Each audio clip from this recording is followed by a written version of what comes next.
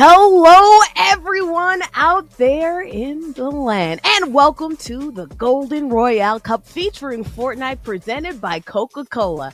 I'm your host, Bordy McBoard, and joined alongside me is my other spectacular host, Captain at SoCal. And after a year of waiting, it's finally time to get some more Fortnite action. Are you as excited as I am, Cap, for the action? Yep, and I got to tell you, today could not have come any sooner. We got an incredible group of college students competing, and it's an honor to cast alongside you again, Board and McBoard, bringing everybody such an amazing opportunity for these students. Oh, absolutely an amazing opportunity for these students. We're here in partnership with Bragg House, McDonald's, and Coca-Cola, and we're championing all the college gamers Can't hear with Bordy a McBoard. phenomenal Fortnite tournament for a, get this, Cap, jaw-dropping $10,000 prize pool. Yeah, and you know what? That $10,000 prize pool can truly change someone's future by easing the burden of student loans and tuition bills. Shout out to McDonald's, Coca-Cola, and of course, Bragg House for spotlighting college gamers and providing this incredible gaming opportunity.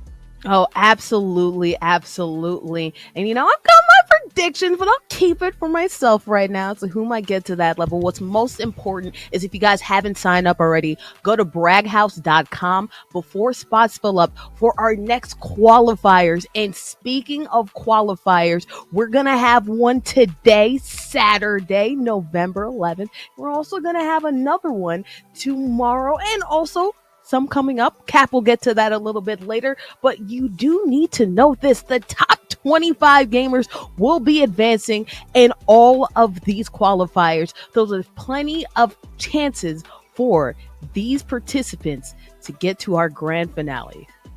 Oh yeah, and we've got events coming up throughout the next couple of weeks with loads of prizes for students nationwide. So stay tuned because we'll be giving away tons of merch and doing raffle giveaways throughout the tournament. Absolutely. Raffle giveaways will be happening, but let's get on down to what our schedule will be in our upcoming weeks, because as you see, we have a little bit of a forecast right now. On Saturday, today, the 4th, we're going to have our SoCal region, followed by a qualifier in Oregon on tomorrow. That is Sunday, November 5th. Also, we have Washington area, November 11th, Kansas and Oklahoma also on the 12th. And our grand finale will be on November 18th. Tons of college students from these institutions in these regions will be going at it in some awesome Fortnite action.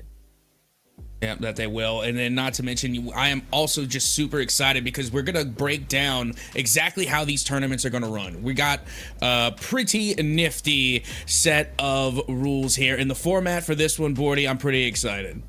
Oh, yeah. The format of it is crazy, Cap. All right, guys. As I said before, we're going to be having these 4 qualifiers, right? 5 matches, not just 4 heats, but 5 heats will be happening. The top students from every single round, 20 of them will be going on. There is a 5th heat, and in that 5th heat, there's a total reset in points that allows students who have not gone on and participated in that top 25 to have a top little the top 20, I apologize, get a last little chance of getting on to that top 25 set. And of course, in that last heat, the top 5 students of that last chance heat go on to the next level. Yeah, and that's what makes this event so exciting, Bordy, is because the 5th heat is a fresh start for everyone, giving them a fighting chance at the grand finale. But while we prepare the gamers behind the scenes for the first heat, that chat going by spamming your favorite college team and players.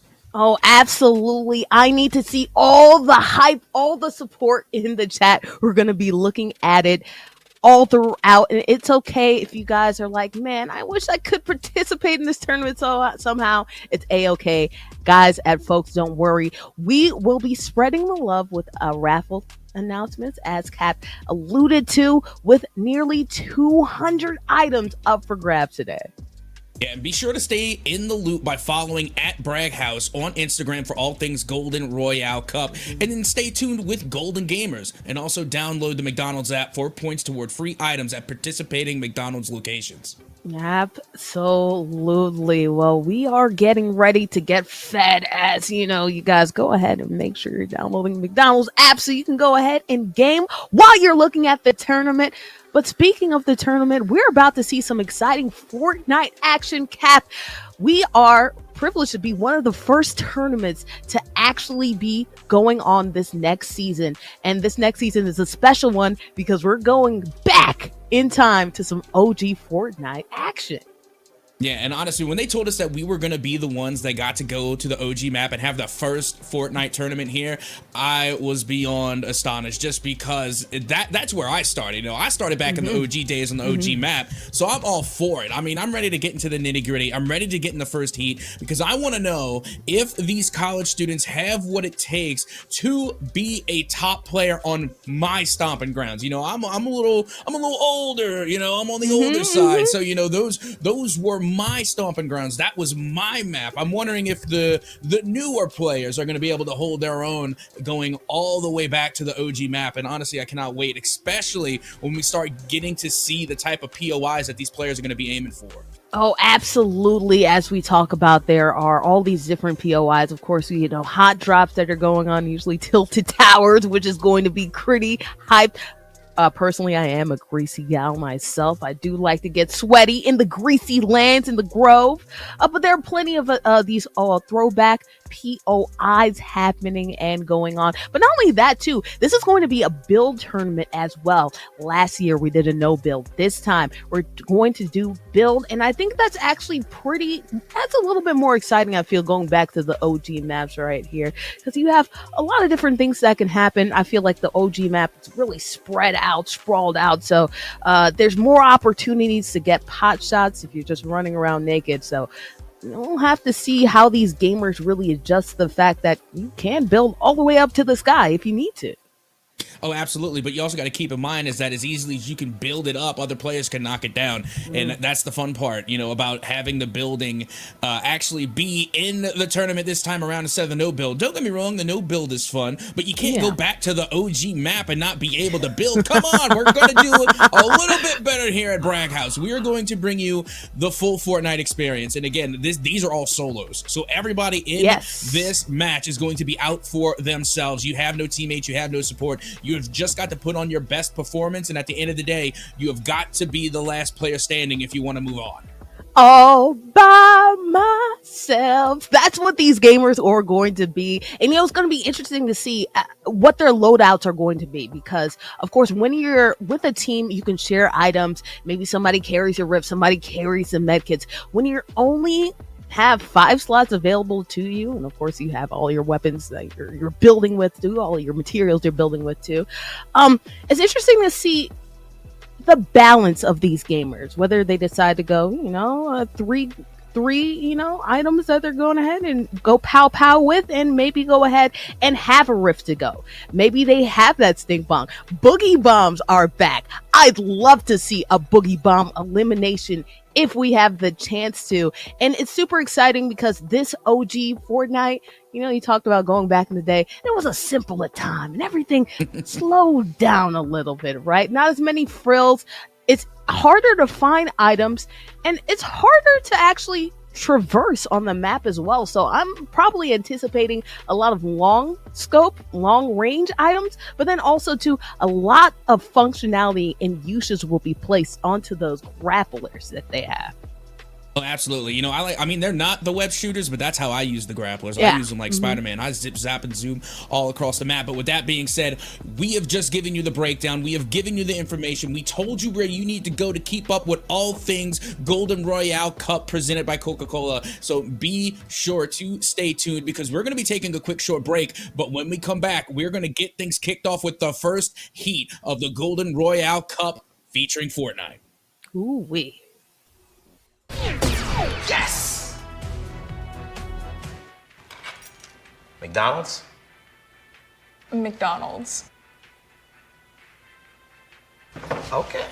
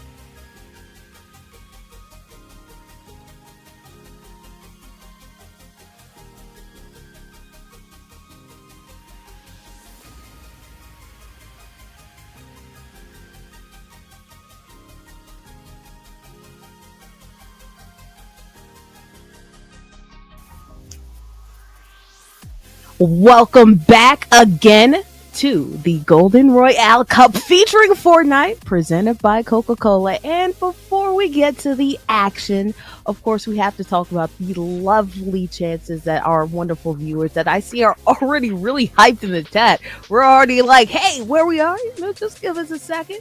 But it's okay while you're sitting around at home to wait for the hype. It's okay because we got your back here.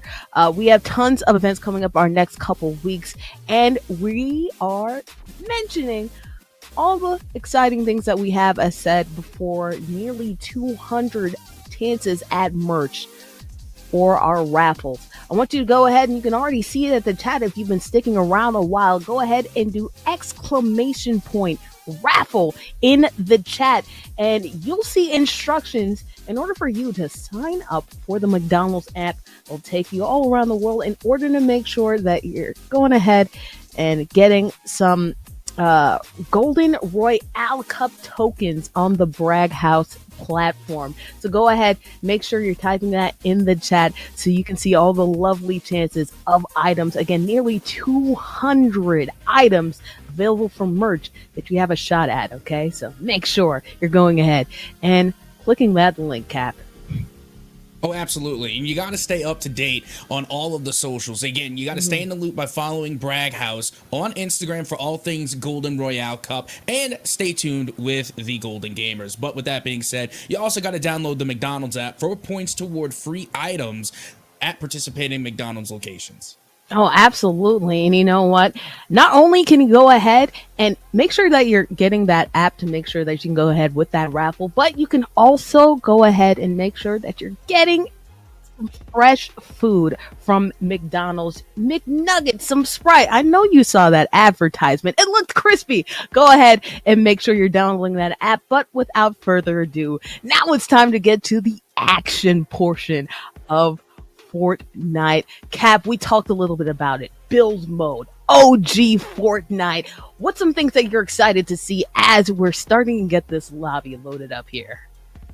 Right now, I'm looking to see the kind of give and go that really comes with Battle Royales, especially Fortnite, when you're trying to balance where you place in the amount of EP elimination points that you're going to end up getting. That is going to be interesting to me because you have some of these players that just go absolutely frag out, getting eliminations back to back to back to back. And unfortunately, because they're engaging in so many altercations that it's really hard to finish in the top spot. So again, you have to find that perfect balance from getting your placement points and getting your elimination points as well. But with that being said, you can already see we are underway, dropping in our first heat of the Golden Royale Cup featuring Fortnite, presented by Coca-Cola. And if you guys aren't aware, well, now you're seeing it for the first time here. Dropping on in is the Outline Gamer Risky Reels. Again, this is build mode. And again, this is OG Fortnite, so we're going to be seeing a lot more, a lot less chaos, I feel, in the OG Fortnite. No augmentations going on, and we're also going to see some OG weapons as well, and we're seeing it right here, already getting a burst and getting full shields too. That's amazing to get as soon as you drop. You really have no idea how amazing that is. Like, don't get me wrong, getting, a green burst rifle, maybe that's not too extraordinary, but getting full shields? Yeah, I was playing today, and I gotta tell you, the last thing that I was able to find is shields throughout the entire map, and already, you can see we have our first eliminations showing up already in Caesar. Looks as though they have managed to find at least one elimination already, and we've already talked about how important getting those early EP points in is so important in the long run. Absolutely. The way this tournament works is not only are you awarded for having EP points, but you are also awarded for having a high result, ending up in first, in third, in 10th, etc. as we go on in. So we combine all of those up. You can be a chaser, but you can also be somebody who, doesn't risk it for the biscuit, and you can see which method works. But ultimately, it probably behooves you to make sure that you're going ahead and finding as many gamers as you can. But also, because this is OG Fortnite, you also want to build up, not only quite literally since we're doing build, but build up your equipment. And the Jeju already having a crazy loadout. Yeah, Deju Roy looking really strong right now. I mean, look at all the orange weaponry. Not to mention they got 3 chugs and a chug. That is absolutely insane. That is fantastic. And now they're going full bush here. They were able to find a nice little bit of camouflage, and I'm a big fan of bush tactics, to be completely honest with you. Since day one, doesn't even matter what game I'm playing, honestly. If there's some foliage that I can hide in, I'm going to be hiding in it. My favorite use of the bush is not to actually use it as camouflage, just to walk around with it as in general. And the way that Deju has an amazing loadout already, we might actually see them go ahead and just rock it. We actually saw them drop one of the assault rifles that they had in order to go with, I believe, that looks like a scoped assault or a regular assault. I cannot see right now for certain, so probably a preference, and they ended up getting a burst at the end of the day. Yeah, they got a purple burst at that, but it did look like a regular assault. It was just in the green, so I'm not expecting anything too extravagant. Oh, no. But what's drawing my attention is that pump shotty, that golden pump shotty. My goodness, that is literally the clutch weapon in 40, especially when you're talking about the late game. That switch, that immediate swap to that pump shotgun can really be the difference maker between being eliminated and staying alive here in our first heat. But with that being said, we are now going to see where the storm is going to be heading. As you can see, the time is officially run out, and now the storm eye will begin to shrink. And now we kind of get a layout of where the final storm could be heading. Yeah, Henny right there on the edge of it looks like Greasy going ahead and getting some stone loadouts. A lot of chug jugs that we're seeing around here. One thing that's interesting about chug jugs is that unfortunately you can't use it quick like you would like small chugs that you would see in previous seasons. It takes 15 seconds for you to get full heals will we see people use it in such a way in a skirmish in order to make sure that they survive, or will that 15-second timer really get to someone? That's something we're gonna see a little bit further on. But again, as we talked about it, OG Fortnite, very hard to find materials. I feel like that's what we're going to be seeing, as this is a large map, 25 participants here in this heat that we have so far. uh People are really spread out. These later circles are going to matter a lot more. Yeah, that they are. But you see, again, that's what comes with the OG Fortnite maps. It's the tricks of the trade. You got to know where to go to get those good items. For example, when we just saw one of the players over there at Shifty Shafts, perfect place to go if you're looking for literally all resources. It has wood. It has a lot of steel as well. Again, a lot of train tracks there, a lot of steel, not to mention surrounding areas with RVs, cars, anything that can be destructible. The entire landscape of Shifty Reels is just abundant in all things resources. So again, you gotta have that map knowledge. You gotta know where you're going. You gotta pick the right POI, and it just, that's why, the OG Fortnite map, you gotta have that extra little bit of knowledge if you're gonna come out on top. And that's the interesting thing, because in the newer seasons, or the seasons prior to this one, right, you see things like, you have, although this one does have loot crates, it doesn't have vaults, right? It doesn't have grave caves, right? There are no spots centralized where there's just a ton of items everywhere you look. There are only certain places that you can go. And what I'm most interested to see is to see how people gather up their materials in the beginning, but then also use building as traversal, as we're seeing right here. A Henny going ahead and traversing throughout the map.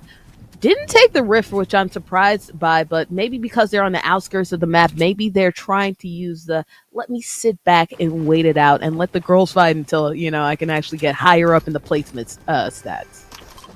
Yeah, and you know what? They do have the rifts, and they have the rift nades as well. Like you can just throw down a nade, and all of a sudden you're up in the air.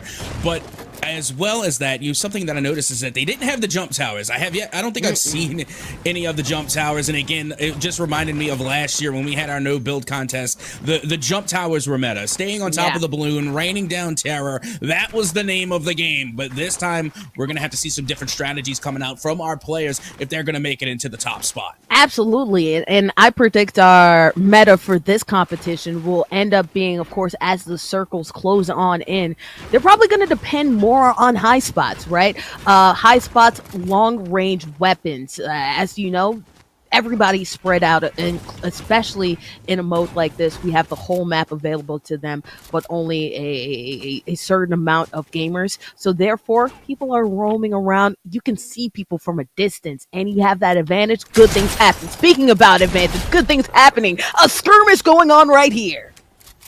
Oh, yeah, and like I told you, that shotgun is going to be a make or break for a lot of these players.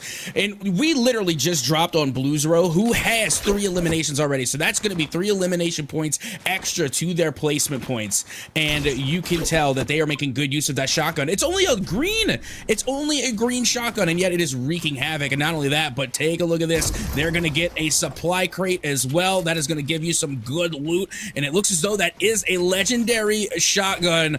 Are they going to take it, or are they going to stick with the pump action? Oh, that's interesting. A legendary tactical. I like the faster trigger of the tactical, especially because I know they do have the range, but it looks like they're good at close quarters because of the way that they're building. So personally, I probably would have stuck to the tactical, but it seems like they have a way in their game and they prefer the pump. So we'll see how that goes and works for them, because as you know, Cap, the pump has a little bit more range to it than the other shotties.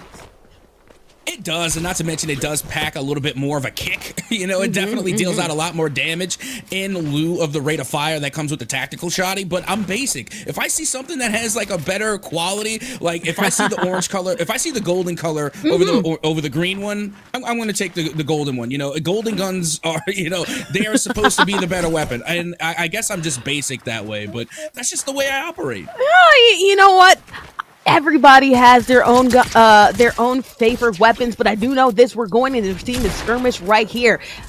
Good rift out to make sure that you can get away, obviously at a disadvantage because you weren't seen first.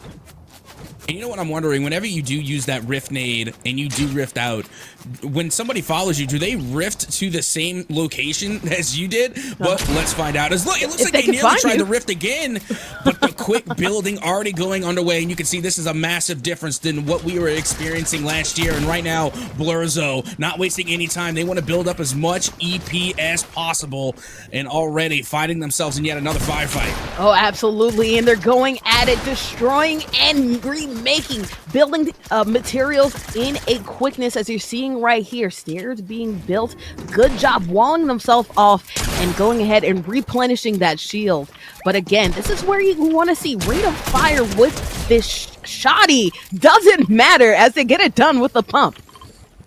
And you know what? This is what really is astonishing, you know, for a lot of these Fortnite players that I don't think we give them enough credit for, is that they are able to not only build just as quickly, but react with the weapons that they have in tow as well, and being able to come out with those quick pop shots in between modifications. The modifications, you have to have that memorized. That's all muscle memory. It's the same with your building fortifications as well. And that just takes so much practice to get that down to a T. And I got to tell you, it's really impressive watching players like Blurzo go to work, who now have 4 eliminations, and we are only in it looks like only storm number 2.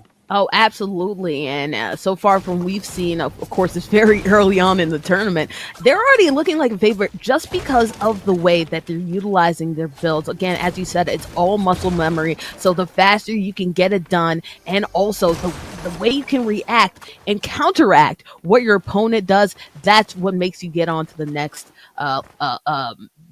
level and makes you survive longer in this skirmish. But as you see, we are heading to the next storm. We're going to Elite Ferocious right here. Pretty decent loadout. And honestly, I'm very surprised that Bluz is actually, racking up these eliminations, because we've been quiet so far for everybody else on the map.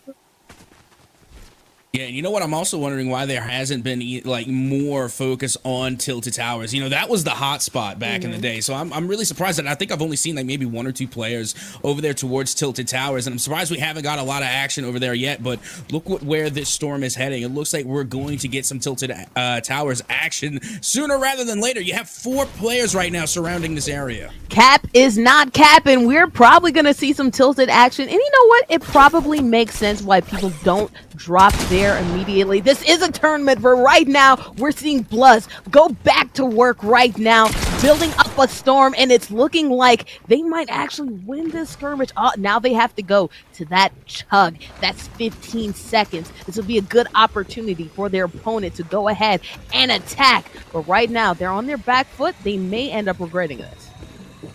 Yeah, and that's the thing about the Chug Jug, is that it gives you full shields and health. So honestly, I don't think you need 2 of those. I would much rather have the 50 shields, honestly, just because it brings 50% armor, and it brings it faster. And look at that, an elimination on the board on C-Seer, because why? They got caught chugging a jug. And the Chug-a-Jug didn't make sure that they were chugging along in this contest anymore. Packed out back into the lobby. But again, we talked about it. Bluz was able to go ahead and turn around and use in a good 15 seconds. Maybe that's why C-Seer didn't actually go ahead and push, because they also knew that they were one shot too. And at the end of the day, it's the person who completes the Chug-a-Jug first. And at the end of the day, it's Bluzflow. But that, as you said, Cap, it's probably behooves them to get those smaller ones, because you can replenish faster, especially in close quarters, thanks to the fact that we're in build mode.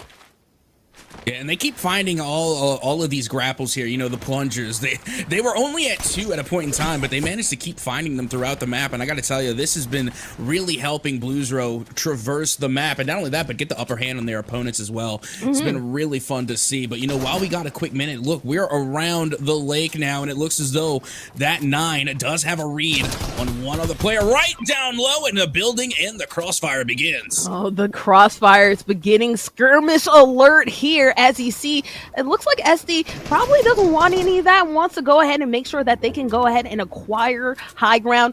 4 competitors. It looks like we're having a 5th one on that mini map, all around each other. This is where we get to the interesting tactics right here. Who's going to go ahead and establish high ground? Who's going to go ahead and go and chase and try to get in those close quarters? We'll see right here, SD trying to position themselves, neglected high ground, going back. And again, being able to use that plunger grapple to its best ability here. Trying to fortify themselves up with some steel, but look how high up this fortification already is for the player right across the way. 9 just trying to do damage onto it, hopefully going to cause a domino effect that will lead to the destruction of all of the fortifications, and it does. And now that player on the side of the mountain not looking like they are in a good position, but now 9 also looks like to be on the business end of some fire shots as well. Absolutely, and now it makes much more sense why 9 went ahead and revert it back, because they were building on top of nothing. They were building on top of a mountain. You can go ahead and get that good old fall damage and get an easy elimination right there. Instead, we're seeing the MVP so far. 5 eliminations. Will they get one right here? Well, right now, they're in dire straits as they're going back and forth with another competitor who we can't even see because the building speed is so ridiculous right now. Oh yeah, this is again just a pure display of skill right here. And finally, Blues Row does go down. They're gonna go down in the 11th spot, so not too bad, but it's going to be the elimination points that take them a little bit further. They did have the top amount of eliminations, but to be honest, once you get into the late game, that's when the eliminations really start to build there. So again, a little bit unfortunate for Blues Row, but again, no love lost. At the end of the day, they still managed to finish in the 11th spot, and they still were able to get 5 elimination points as well. So now we are entering the late game. We are now heading a little bit more now into round 4, should be going into round 5 as the storm is closing in. And now we converge around Loot Lake. And Loot Lake is super interesting, right? Because we don't have swimming anymore in this OG Fortnite.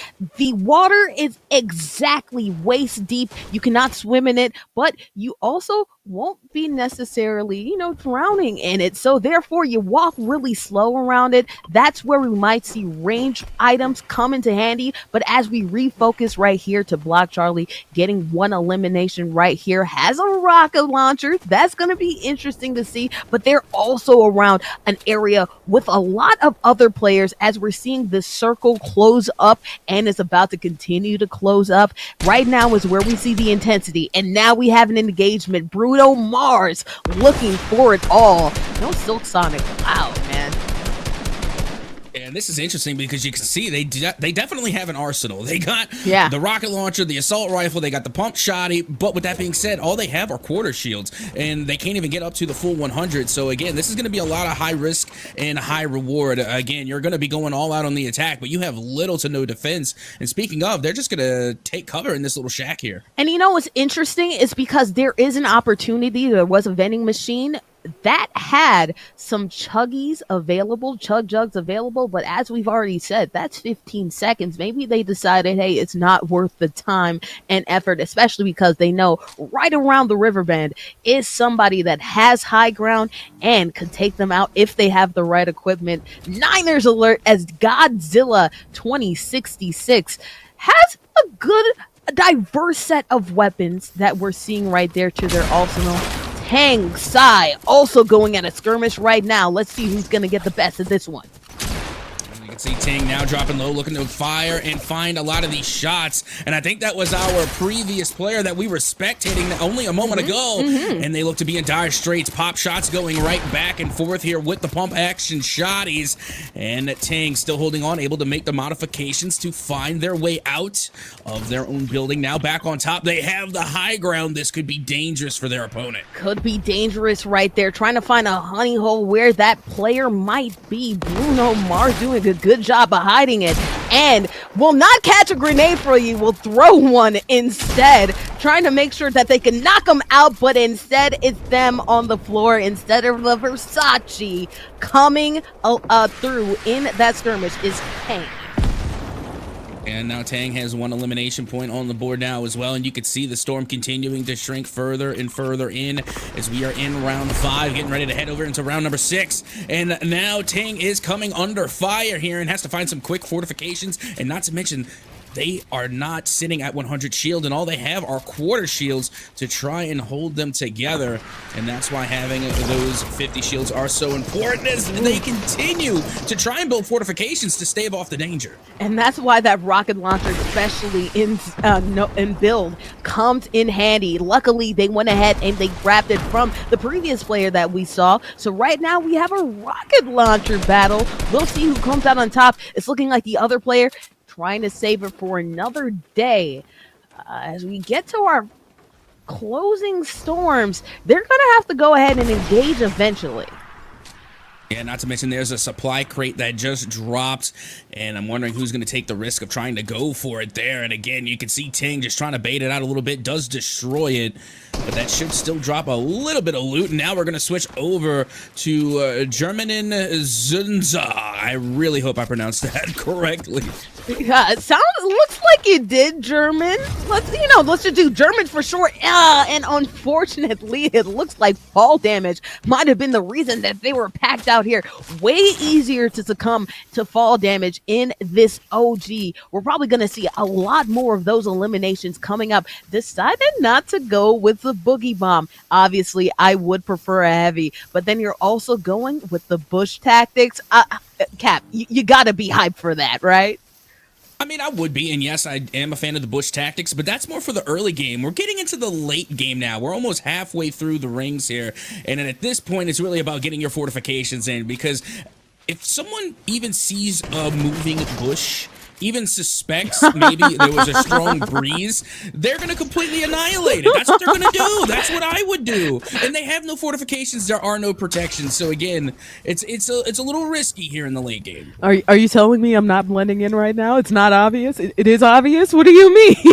But Elite Ferocious right here going ahead has the shields. The shields mean so much, especially with the lack of splash barrels available throughout the map, because this is OG. Right now, in a rock and a hard place, Elite Ferocious probably just going to wait out the skirmishes that we're hearing out in the background, because they don't necessarily have the most supplies, but they also don't have the best position either. Oh yeah, they're at the low ground right now, but you also got to give them credit, because now, because of Ruler, that other player that we just saw is now going to be in the top 4, but Ruler right now has got to be the top player right now. 3 eliminations, they have the crown, and they are in the top 4 as well. So again, this is why the late game is so important, because not only are you getting those placement points, but the elimination points kind of go hand in hand with the late game. And here we go. This is where things are going to really start to get interesting now, with the next ring moving inward. Yeah, Brock Purdy trying to make sure that they can clutch it up for the home team. Ruler right now just trying to traverse. As I said before, traversal items are so important, and having that grenade launcher too, I think Ruler has a good chance of winning the skirmish if they play it right, especially with that heavy. And right now we're seeing the engagement happening in real time. Yeah, that we are. Only 4 players left standing here in heat number 1. Ruler on top of the world. I don't know if they even have the crown anymore. I think someone has out-fragged them in terms of eliminations. And now this is where the fortifications are going to come in handy here. We're now looking at Jamie Toes. Jamie Toes on IG. Okay, there we go. Look, they're not doing too bad either. They got 2 eliminations to their name. And now they're trying to solidify their fortifications, because they are trying to take advantage of the high ground, raining down damage with the grenade launcher, being able to completely destroy their opponent's fortifications. And now they're going to be making their way down, hopefully trying to play a little bit of cleanup here. And Small Storm in build mode gets absolutely bonkers, as we see fortifications on fortifications on fortifications. This is where that grenade launcher actually comes really into handy. So bad luck for Jamie Toes running out at this exact moment, but at least they have that rift to go in case anything gets too dicey. They always have a get out of dodge card. And you see me, I would definitely like to be holding on to some boogie bombs right now. I'm still convinced that boogie bombs are the meta. Again, if you're able to hit an opponent with a boogie bomb, they can't build, they can't shoot, they can't do anything. All they can do is get eliminated. So again, surprised we're not seeing more boogie bombs here in the late game, but what are you gonna do? Here we are again, Jamie Toes on IG, trying to hold on to this high ground, as now the storm will once again begin to shrink. This is where it becomes a game of verticalities. We're seeing it right here. Jamie Toes smoked out. It's so hard to see anything anything in that smoke, going ahead and using that rift. As I said, a good get out of dodge card. I'm not sure if they needed to get that now, but unfortunately, as we see the storm moving, actually, it might come out more handy than they think. I don't know. It also kind of makes him a sitting duck, right? But luckily for them, everybody on the ground is too busy fighting one another to gun down Jamie up top, up high. Meanwhile, you do have Ruler, who was doing pretty well there, getting 3 eliminations, and now just trying to stay alive here as the storm continues to move on. Oh, Ruler actually in a skirmish right now, going against each other. It looks like the other opponent, that's not Jamie Chose. They're doing a great job of blocking them out. As you know, this storm hurts, but what hurts more is an accurate fire right there, using the heavily to get that elim. Oh yeah, and again, that's those shotties. That's that very quick swap between the assault rifle to the shotty. Again, you use the assault rifle to entry and get that initial damage, and then you use the shotty to finish up and get the elim. And now Jamie on Toes is eliminated, and we have ourselves a 1v1 Ruler now. 4 elims to their name. It's currently only 1 elimination away from taking a victory royale and inevitably putting themselves in the first place, but you can see it will be shots fired from down on low, and right now Ruler trying to hold on to this high ground for as long as they can, because as the storm continues to move, this final ring continues to move on. It's going to push them further and further away, but the storm will eliminate Elite, and that will be the first heat going the way of Ruler with 5 eliminations and a victory royale to boot. As Bob Ross said, sometimes it's the happy accidents, and unfortunately, they ended up packing themselves out. Ruler did, though, have the high ground and did have the advantage, of course, with the grenade launcher as well. I was going to say, Cap, I really was surprised that they didn't just go for it. They had 151 rounds on that heavy. But hey, why not wait it out and let the opponent eliminate themselves? Got caught in a bad position, unable to get out that storm that hurt so much. And that's how Ruler ended up going away with the victory crown and 4 eliminations in this one. Oh yeah, and you know, that's the adage of Fortnite, especially in OG, is to always play for the high ground, for better or for worse, because at the end of the day, like we just saw, it was the ring that got the final elimination. Why? Because unfortunately, they got stuck down low and Ruler was reigning from up on high. So that will give you the dub in the long run here in Fortnite, and I gotta say, that was a fantastic first heat. Oh, absolutely. We had fraggers galore. Ruler ended up ruling this matchup, but Bluzro was actually one of our top frag getters, as he's seeing in the limb right there, using that cheeky window to get that elim. Oh yeah, and again, they were always in the feed here, back and forth consistently in the early game, doing a lot of work, but unfortunately, I do remember them getting eliminated right there into the middle, but they definitely put on a show, and now, if they can just balance this early aggression with some late game presence, they could definitely be a force to be reckoned with, so I doubt that is the last time we're going to see Bluzro. But with that being said, Ting also able to come through with some cheeky elims as well, and unfortunately, German and Zunza, I feel like I cast a curse to them just a little bit because they got eliminated instantly. And that's the thing about this OG Fortnite. Unfortunately, your utility weapons don't allow you to have that fall invincibility. But feeling invincible was Ruler. Felt like they were ruling the world, going on top. Really great gameplay from them, as you said, on the ground doing a great job, building doing a great job, and maintaining that high ground. You talked about it, Cap. That's a strategy that we're going to see a lot of in this future. And of course, we'll keep on seeing some more exciting gameplay. This is only heat number 1, but there's so much more to come. And speaking of more to come, we have a special presentation by, of course, our sponsor. We're powered by McDonald's, and we have to give all the love to them. We're heading to intermission, and we'll see you on the other side. Yes! McDonald's? McDonald's. Okay.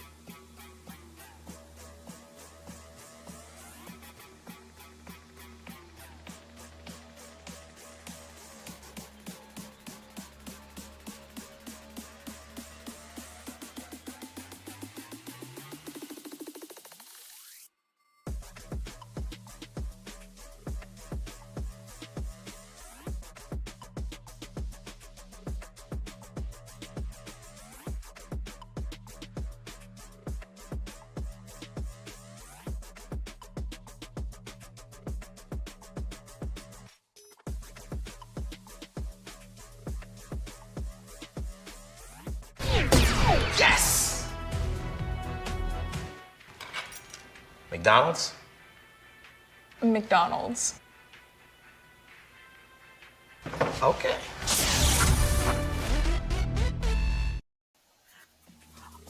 Welcome back, folks. Welcome back, and welcome to the Golden Royale Cup featuring Fortnite, presented by Coca-Cola. I'm Bordy McBoard. Joining alongside me is Captain at Soca here, and we are ready, fueled up after having some of that crispy McDonald's Sprite that we saw. Go ahead, as you're seeing right here. Go to the app. Go ahead, use your phone. Click on that lovely QR code and get ready to download that app so you can get all your chicken nuggies delivered straight to your door. We saw a lot of hype action outside of that lovely advertisement that we're seeing there. And we saw it from Ruler, because Ruler ruled the world and probably is ruling the leaderboards with the amount of skill that they displayed last game. Oh, absolutely. They were the top frag. Right now, it's all about rule. And then not to mention, this is really going to shape up how the brags are going to play out, too, because right now the brags are going a little bit crazy, because we got some of these brags that are going on at braghouse.com, where you can go and you could really, again, have your chance to predict the outcomes of a lot of these matches. For instance, I'm looking at a brag right now. Competitors from which college will have more elims by the end of the SoCal Qualifier? Is it going to be CSUF or CSU? Or could we possibly see an equal elim? That is highly unlikely. But regardless, I already know that the brags are going to be shaping out as we continue further and further on, because so far we've already seen 2 different players with 5 elims apiece. Yes, absolutely. And that's why you guys need to go to app.braghouse.com in order to make sure that you're signing up for the Brag House app. It's on the website right here. If you're ever confused, go on Google braghouse.com. There's a link at the top right. You can go ahead, sign in. You'll be taken to a page that shows you all the brags, which are actually predictions you can make, as Captain at Soca said, on all the lovely things that we're having going on here. Plenty of predictions to go around, and that mustache is twirling. That means chaos is afoot.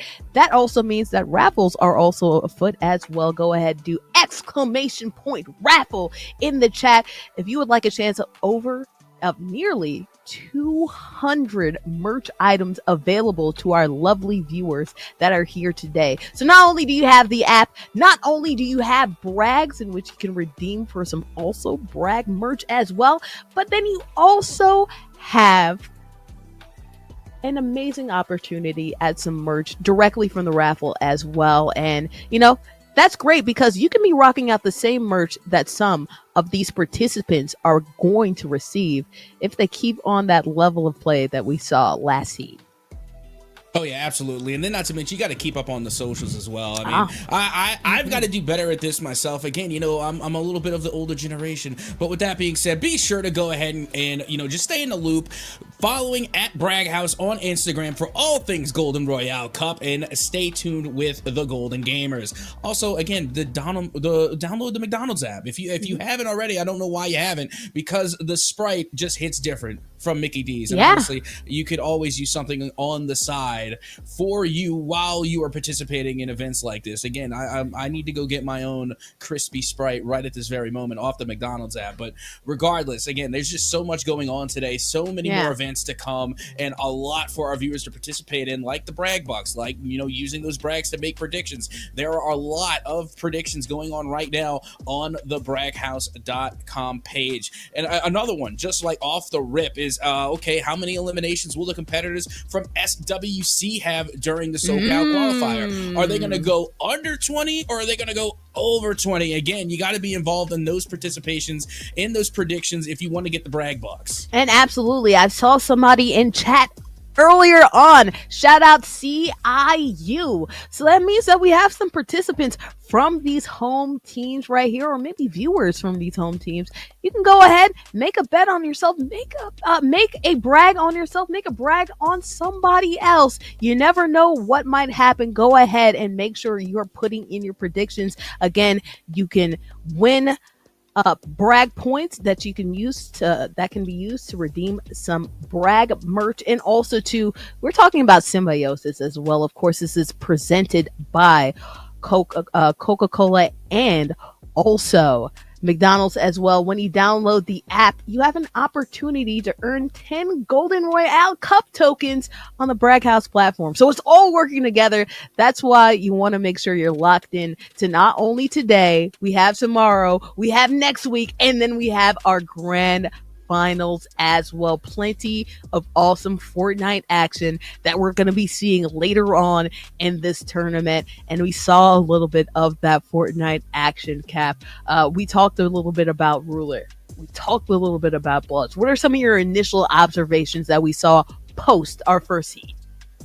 Well, you know what? I'm glad you asked me that question because now it's time for one of my favorite segments. It's going to be the Bordy McBorden at SoCal show. This is a part where we get to get into the nitty-gritty of our thoughts here on what to expect and what what we expect to see moving forward in the tournament and in the qualifiers. Remember, this is only qualifier number 1. There's still a long road to go, but to start things off, I got to say I've been loving what I'm seeing from a lot of these players. Again, the fact that we are on the OG map throws a wrench into everything. Some players will be able to adapt and react and accept some of the limitations. Again, we don't have the jump towers anymore.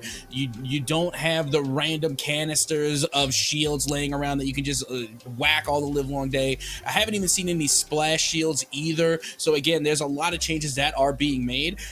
But with that being said, we get to see a new niche competition that we haven't seen in quite some time. So again, we're going to see what is going to prevail at the end of the day. And so far, it's looking like it's the mechanics. Whether we're talking about Bluzro, whether we're talking about Ruler, they have been really mechanically gifted, not only being able to, of course, build quickly and make the modifications to find openings for Crossfire, but at the same time, they have been able to land their shots, and I cannot express how important that is at the end of the day, being able to put shots on target and get eliminations. I think that is where we're going to see that nitty-gritty Fortnite action come into play. We talked a little bit about us being from that older school, and we've played the game Duck Hunt, and you know what happens? You shoot, pull, a frisbee goes out, and then you go ahead and you get that frisbee out the air. That's kind of what we saw from Ruler on one of those eliminations that we saw at the end. You have to make sure that the aim is right during those firefights in order to make sure you can survive. That's exactly what we saw right there.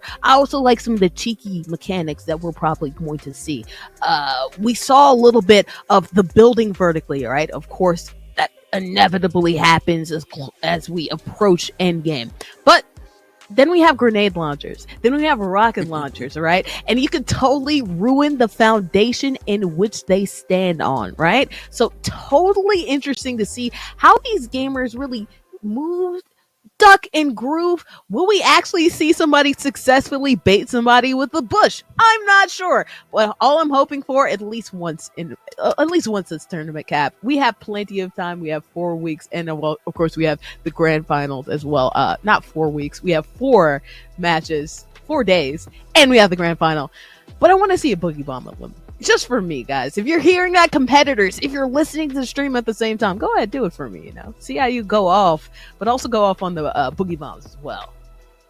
Yeah, I'm honestly surprised we haven't seen any Boogie Bomb limbs just yet, just because I think they are very viable. But with that being said, I think we're nearly ready to get into our second heat of the day. Just a friendly reminder to the folks at home, there will be a total of 5 heats. That 5th heat is going to be a last chance qualifier for those that weren't able to finish in the top 20 to try and earn their way back in and get a spot. So again, a lot of opportunities to be had for every single player that is involved today. And it's still, even if they don't initially qualify in those first 4 heats, they still get one more opportunity in that LCQ 5th heat. And with that being said, I'm hoping that we're just about ready to get into our second heat. And with that being said, as we get ready to head into our second heat, and we've already got to see some interesting POIs, weapons, I gotta ask you, Bordy, again, part of the Bordy McBorden at SoCal show, what is your preferred weapon? What's your style? Do you like to go up close and gunny, being able to rein in with the shotties and the subs, or do you like to play at long range? You know what?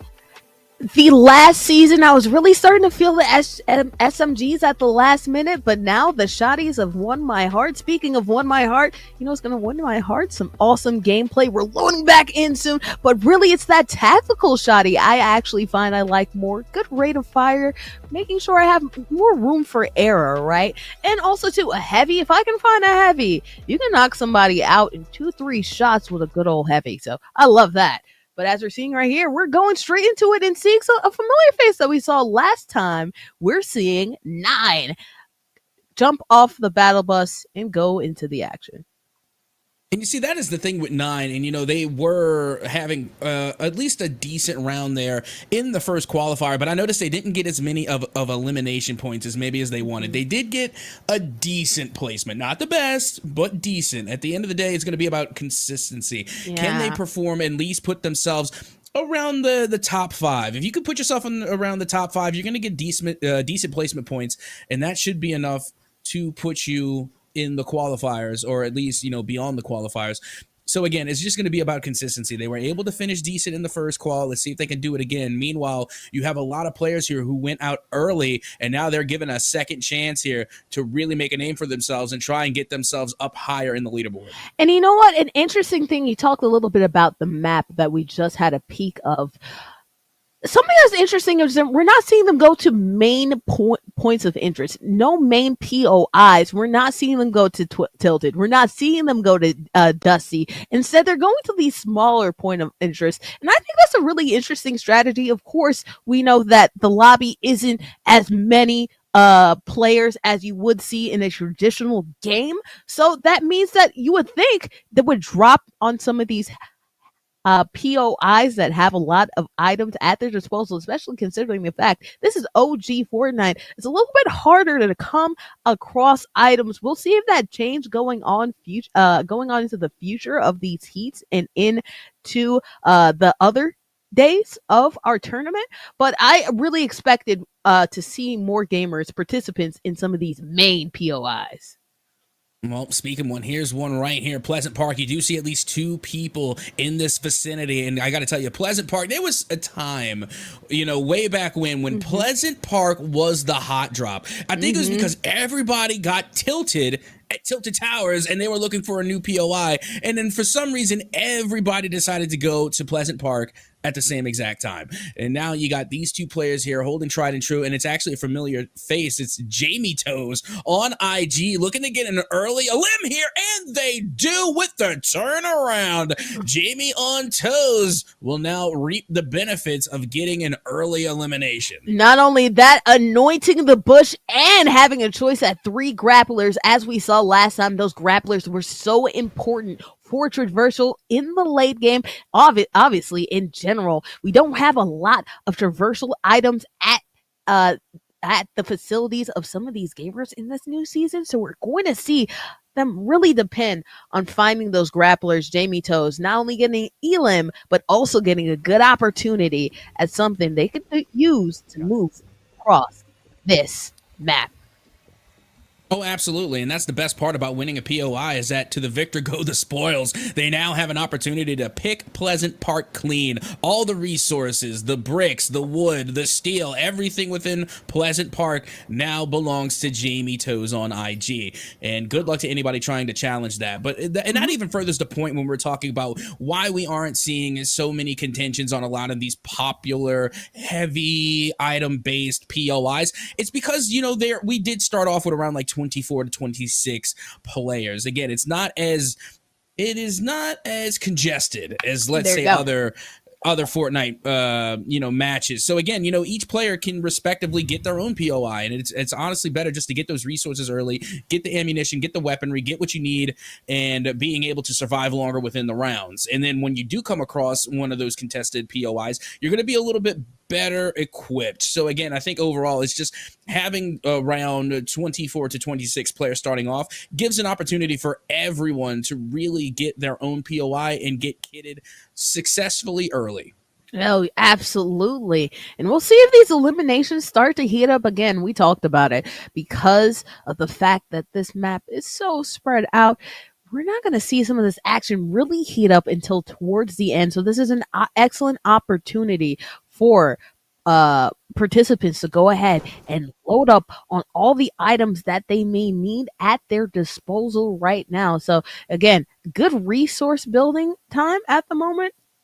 And also, too, good time to just see what your loadout might be. And we've seen some pretty good loadouts early on. We saw a loadout earlier, Cap, with 3 legendary items. I don't know how often we'll see it here, but here again further on. But hey, there's an opportunity for some pretty sick drops if you keep on looking for it.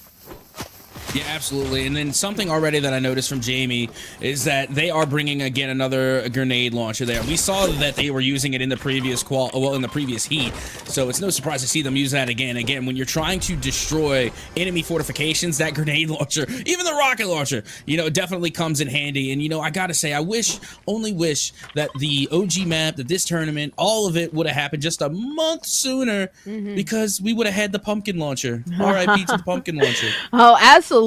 And I know that you were really excited to see the Xenomorphs flying. As we saw last year, the Xenomorphs were all over the place. We were right in the heat of Halloween. So we saw a lot of spooky things happening on. But what's interesting, as we see around here, Block Charlie always has interesting things going on to them. Somebody's flying into their location, took a rift, and it looks like they're ready to engage. Can't get those shots off, though, unfortunately. Oh, yeah, you got to take this one back to practice again. And I appreciate the attempt here, trying to land a lot of these long-range shots. But at the end of the day, those are going to be hard to hit. You're going to have to go into the training lobby and work on hitting moving targets. Again, it all comes down to practice. So, again, I appreciate the efforts being made by Charlie. But now we're going to go over to Dark Show here. And it looks as though there are at least 3 players in this vicinity. And this could be a little bit dangerous here. You do not want to get third-partied after a bout. Let's see how this one's going to go down. Yeah, it looks like Dark Show has a good feel about the fact that they have somebody right around them, but what they don't know is coming up behind them could also be something, too. It looks like there's a little bit of an engagement happening, though, in front of them. Let's see if they third-party this successfully. And at the same time, you do have the storm moving in, but you got to keep in mind that round 1 storm isn't going to do that much damage. They can fight within it, they can fight around it, and they can definitely get the elims. And there goes one already for Dark Show, as they're going to be making their way around it now, going for the quick build, making their way up on high to get that high ground. Oh, going to try and find yet another elimination. They already have 1 to their name. And they got a good amount of resources from those drops as well. And look at this purple shoddy. Could be what they need to get the final elim. The opening is there.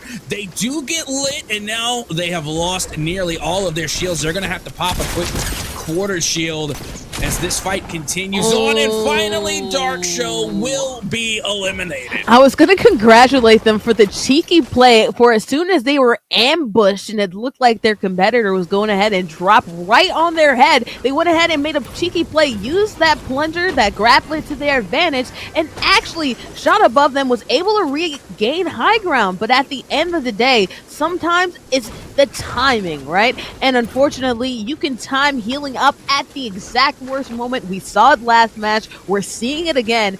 And sometimes it's the actions that happen in a split second that determine whether or not you continue to be in this or you're heading back to lobby. That's exactly what we saw right there. But hopefully Easy At Me can make sure that they can do redemption. Having low ground, can we see another play where the low ground actually beats out the high ground?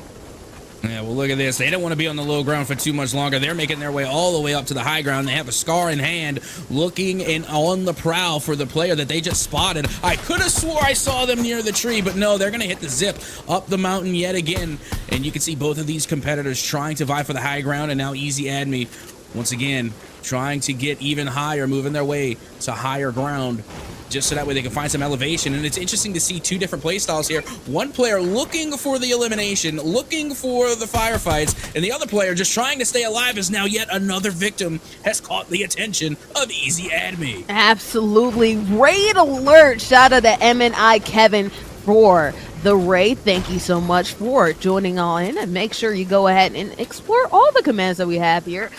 Exclamation point raffle for your chance at up to 200 merch items. But Easy At Me, I feel like they've been caught and stuck on an island because unlike the people that they were chasing before, they don't really have a good traversal item. We talked a little bit about this, especially because this isn't as congested as you would see a traditional Fortnite match. That means that you have to be able to move, especially because they have their back towards the storm. We'll catch up on them a little bit later.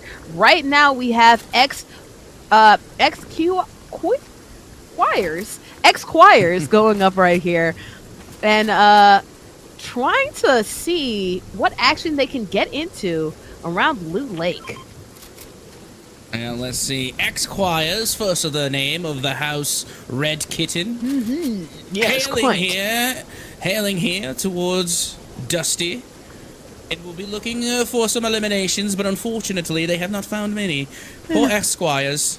Okay, I'm done doing the dumb voice now. But regardless, X Choirs is going to be on the lurk and on the prowl, as they are currently surrounded by 3 different players here at Dusty Depot. And now they're just on the move, making their way inside of the ring. And, you know, I couldn't help but notice that whenever we did get, like, a good sky view of the map, the majority of the players were outside of the ring. And finally, it looks like they're starting to make their way in. Oh, as the storms close up, the players get that much closer, as we see right here. 3 players around X Choirs. Seems like quite the delight, if I say so myself.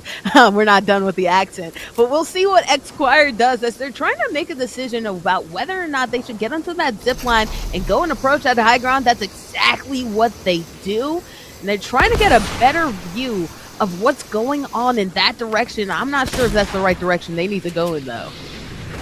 And now we got another familiar face, Sisir. Sisir, again, was able to get some eliminations there in heat number 1, although they did eventually get eliminated themselves a little early on, too. So they did get some EP, but they did not get any placement points, if I remember correctly. Again, they finished pretty low in the pack, so now they have an opportunity to regain. But much like in heat number 1, they have already found some eliminations, and now looking to get a third. Great modifications here, trying to bring in the Shoddy to get that close range damage, but they are currently surrounded both down low and up on high. There is 2 players here, and this can get a little dicey, as already Sisir takes a lot of damage. Try to get through with that window peak, didn't end up happening. Half a wall didn't end up happening too. They're just trying to regain their shield, and right now, excellent play going on. Cat and mouse game popping off right here. I think that they should go ahead and push, because Sizer right now is on their back foot, trying to make sure that they can survive in this skirmish. But right now, their opponent playing cheeky, just playing cat. Like I said, really hard to find them. Yeah, not only that, but providing them a lot of time to recover as well. I mean, we've already seen Sisir have to pop 2 quarter shields, and now would be an opportunity to pop another one just to put them at a nice 50. But with that being said, we don't know what type of resources their opponent has. For all we know, they could have rejuvenated all the way to 100. And look at Sisir dropping down low, finding a chug jug. That is clutch. Absolutely, and unless they have a grenade launcher, this is a really clutch play right here. They're probably trying to figure out where their opponent is right now too. They're both having an opportunity to reset and get things together. Let's see if their opponent has a full heal like Sicer did right here, because it's about to pop off again. They're looking at each other. You know what, y'all? I'm constantly watching, you know, these chug jugs. What if inside the chug jug is just the blue raspberry freeze from McDonald's? Oh my goodness! That sounds delightful. Just like that elimination, use that half arc beautifully in order to find the window. It looked like Sicer was down and out the count, but was able to find their opponent after playing cat and mouse games, was able to come out on top. And you know what? I think it's that blue raspberry drink that ended up working from them. It's delicious, and that can motivate me to do anything. Deliciousness. It looked like it motivated them. Well, good news for Sisir is now they're going to be in the top 10 guaranteed, so that should be some placement points there, and they got 3 eliminations to their name, so they're, again, having a phenomenal heat number 2 on the day as they look, again, to put themselves higher in the leaderboard. But now we're making our way back to Henny, LOL, another familiar name. We got to see them get some decent placement points, but little to nil in terms of elimination points. I can't remember if they had any eliminations last heat or not. but I don't think they really did. So again, let's see how they decide to go about this one. You do see that they are around some other players here, and now look at 9 busting out the moves. And again, we're on the OG map. Time to bring back the original Fortnite dance. Oh my gosh. Not only do we have one player writing the next great American novel, it looks like they were just stuck there in their build menu, but we have 9 breaking it down, as he said, in the OG Fortnite emote. Looks like they're just putting on their show, which I don't mind. Honestly, I love a good performance while we're seeing a great tournament popping off. Speaking of good performances, Jamie Toes has always been in it, really dipping their toe into all the action, 2 eliminations so far right now, and doing a great job of just scoping out players as well. Decided to drop their victory crown, didn't want the smoke and heat that comes along with it, but little do they know, just around the Ripper Bend is somebody that they can end up going toe to toe with. And, you know, it's kind of interesting here that, you know, whenever we see Jamie Toes, again, from heat number 1 to heat number 2, they were definitely heavily kitted with an arsenal, the grenade launcher, the shoddy, the scar. But little to nothing when it comes to healing or shields. Again, they had a couple of quarter shields, and that was about it. And that makes me worried. Again, it's a little high risk, high reward. But then again, Jamie Toes can hold their own. Meanwhile, we swap over to Ting, who is currently coming under fire as they use the rift to get out of dodge. Absolutely wanted to get more close into that circle and got right to the edge. Was getting fired at out of the sky. Doing a great job right here. Just using it as an opportunity to just reacquaint themselves and to see who all is around. But right now, grenades are out. It looks like from above ground they landed right on a fellow competitor. Luckily, they have that rift to get out of dodge, but can only dodge but so long. Ellie, LOL, getting that Elin. Yeah, and they're going to go for the loot here, but you got to keep in mind there were shots coming from all different directions, so it wasn't just Henny trying to get that elim. They have got to be aware of the danger that is around them as well, but it looks like they should be able to get this loot scot-free, and now they're going to make their way right back up, or at least try to, because you got to remember, again, this high ground is absolutely meta in Fortnite, and now there are only 8 players remaining here in Heat 2. And Henny, knowing that they're at the edge of the storm, can do what they want and chill, because it's 1 minute until this storm closes. And then we have another one. So they can go ahead and scope on out. As I said, we're probably going to see those long distance weapons come into handy as we get further along into this tournament. Jamie Toes right here trying to build up their arch, their wall, build up whatever, probably getting some good old practice in. Right now, this is kind of like a middle school dance. Everybody's on the corner, not really doing anything. Nobody wants to dance. Eventually, somebody's going to have to get their back off the wall, and we'll see who it is. And right now, we're having a little bit of engagement. Right now, these gamers are starting to engage. Yeah, that they are. And as the elims keep going and going, you got to wonder how the brags are looking right now. I mean, we already have a couple of brags going out for how many eliminations the competitors from UCI will get during this SoCal Qualifier. And with more and more elims going, this can definitely shape up on how the results of those brags will eventually end. And now Jamie Toes on IG getting a lot of damage, having to try and stay alive, and I don't know how they've lasted this long. Again, trying to rein in some pop shots there. Looked as though they were off the market. Remember, this is where that detriment in the build that Jamie Toes tried to go with. They had a lot in their arsenal, but they did not have any shields or heals. That is the risk that comes with running that loadout. They were on their back foot the entire time, and unfortunately they could not get out of dodge. That rocket, that grenade launcher ends up being very clutch if you can go ahead and use that shots and get those shots off correctly. That's exactly what happened to them. That's exactly why they're out and looking on in. Right now we have Ruko trying to get top ground right here. Unfortunately, outside the circle. Looks like they're probably going to have to figure out a way to move soon, but they're probably going to wait it on out because everybody else is close together, as we're seeing 9 right here on the outside looking in, trying to gauge what everybody else is doing right now. 4 corners of the circle already used up. We'll see how many more corners they can get into the circle here.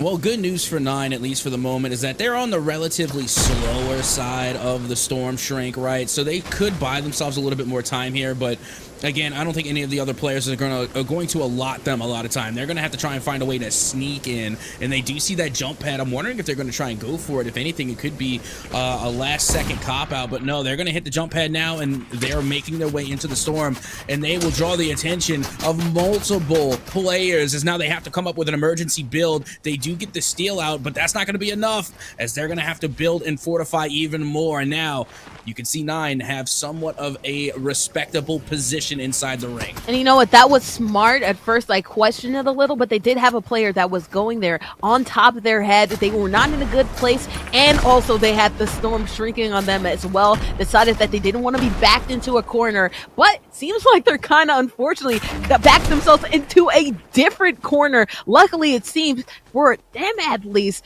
that the other competitors are going against each other and not focusing on 9. 9 just trying to stay alive right now. John Travolta happy right now.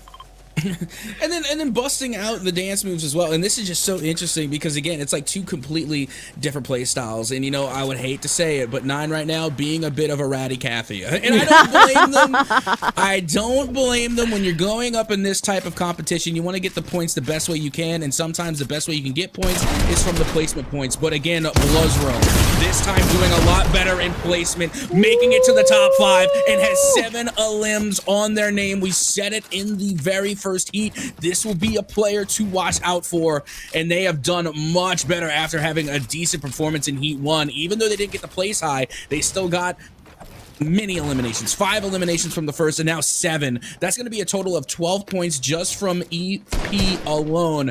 Not to mention now they're going to do a lot better with placement points as well, being in that top 5 guaranteed. Playmaker, shot taker, doing everything that they can in order to make sure that they not only secure some eliminations, but secure this victory crown as well. Eliminated one of their opponents in the most inconspicuous way possible. I don't know if that was accidentally a hitbox error, but they ended up getting just the edge of them. It looked like they were totally encased in that wall, but cheeky enough to make sure that they can go ahead and get that elim. A little bit of surprise though. Ruler, we saw eliminating everyone in their sight, this time deciding to sit on that lead and going ahead. It's kind of like when you're playing space, you pat the deck, you just want to let it ride, and that's exactly what it looks like they're doing and Ruko is doing right now as well. Yeah, you got to wonder if that strategy is going to work out for them. Meanwhile, we do have 2 ratty Cathys, one being Rule, the other being 9, and you got to respect the hustle, looking to get the placement points. But at the meantime, you know, you're trying to make it into the final ring. All the while, you have players, you know, like Blues Row, who is out here trying to find as many eliminations as possible. They're not waiting for the points to come to them. They're out there getting points, and now they have 9 eliminations on the board and are in the top 3. That is going to be a lot of points going their way, and if they can just get one more elimination, they will have dropped 10 eliminations out of 20. That means they would have eliminated nearly half of the entire lobby here in Heat number 2. Is that OP? That sounds a little bit OP. Bluzro does not care who is in their way. They're going to go ahead and find it. Some people like to sit and wait for success to find them. They go out and they find it. Got that dog in them right now. And right now, it looks like they're just trying to get a good feel as to where their competitor is right underneath them. Probably waiting for them to build to them so they can go ahead and hit them with that legendary tactical heavy, as we're seeing right there. That's probably where a lot of their success that they're getting comes from, because you saw that they were good with the tactical last game. Hey, it's still true to this day. Sometimes the aim doesn't matter what weapon you have, just as long as you can fire it. And take a look at this. We got some gatekeeping coming from Blues Row now, because they know that that ring is going to pull some players inward. Ruler now finally have to come out. And you got to keep in mind, even though that Ruler and 9 are still within this top 3, neither of them have any eliminations. They're both sitting at 0. So even if they were to take the Victory Royale, they still might not have enough points to take that top spot at the end of the day. Meanwhile, look at the building coming in as a Ruler laying waste to all these fortifications. And you have to keep in mind, this is a level 7 storm. This one's gonna hurt, and it looked like it will be Easy Adme that has been eliminated. And now Bluzro looking to end things here and now, get the Victory Royale and finish with a 10K, but they are currently working their way through the storm and now dealing damage to both players. making their way back into the storm, into the circle. Blizzrow now puts a stop to the damage, at least for a moment, as they continue to rain down from up on high onto Ruler, who is still somehow managing to stay alive. Oh my goodness, it's the frag leader versus the leader of our last matchup in our last heat. Let's see who's going to win this. Again, Blizzrow has all of the advantage, having that high ground, but you know that on the other side, Ruler also has the advantage of having that good old grenade launcher. Blizzrow doing an excellent job just staying alive, even though they are on shaky ground, going right there into the level of Ruler. Unfortunately, Blizzrow gets packed out, not from a shot, but from the storm. And let's do the Macarena as Ruler continues to rule this tournament in terms of crowns. Yeah, they got 2 back-to-back crowns, but you got to keep in mind, Blizzrow got 5 eliminations in the first round, got 10 eliminations in the second, and then in the second heat, they came in second. So they're getting 9 eliminations. That's 9 points, plus the placement points for coming in second. It's the consistency that's going to play out in their favor. Maybe. Again, we'll have to see. You got to keep in mind, Ruler did come away with 2 back-to-back Victory Royale crowns. And not only that, but in heat number 1, they got 5 eliminations on top of the Victory Royale. This time around, they got 2 eliminations on top of the Victory Royale. So right now, Ruler looking really strong. They say sometimes victory, the spoils go to the victor, but in this case, I think that even though the victory was taken by Ruler, I think that Blizzrow can say that they're a winner in some portion. As we're seeing right here, we're seeing the highlights from this second heat. We have 3 more to go. Dark Show, we saw them in a cheeky battle, really using that grappler well, but at the end of the day, got packed out from down below. We usually don't see that happen a lot, Cap. Yeah, now that we got a little bit more of a glimpse, it's going to be interesting to see how these brags are going to play out. As again, you know, we got viewers that are constantly putting in more and more brags as the tournament goes on and these eliminations are coming in.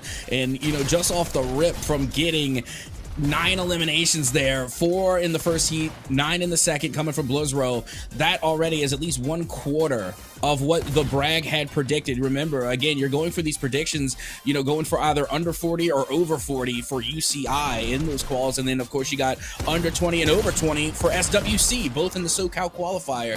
So, again, it's just going to be interesting to see who actually is able to predict and, you know, win those brag bucks. No, absolutely. That's why you guys need to go to app.braghouse.com to make sure that you're getting all these opportunities, getting as much brag points as possible. Again, you can redeem them for some awesome merch, and it looks like Blizzrow might be in, contention for some awesome merch. As he said, great frag leader doing everything that they needed to do in order to make sure that they persist on the top of this leaderboard that we have here for this tournament. I'm Bordy McBoard. That's Captain at Soca. We are here for the Golden Royale Cup featuring Fortnite.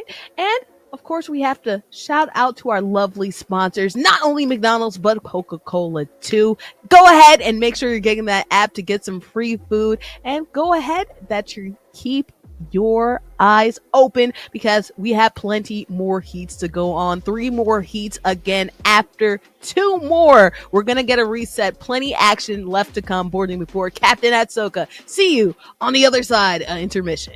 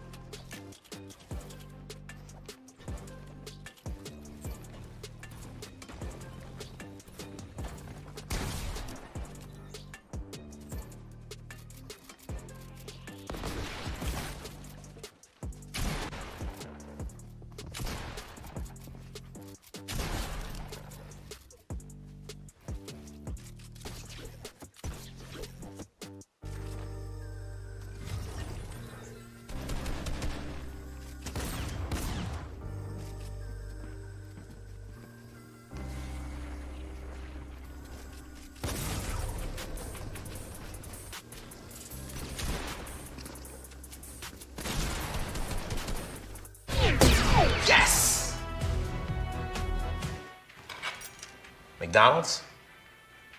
McDonald's. Okay.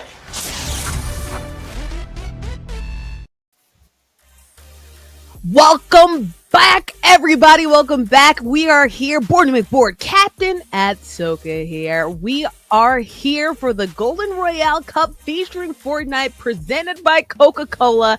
And Cap, after two heats, I think it's time to see who is the king at the top of this hill.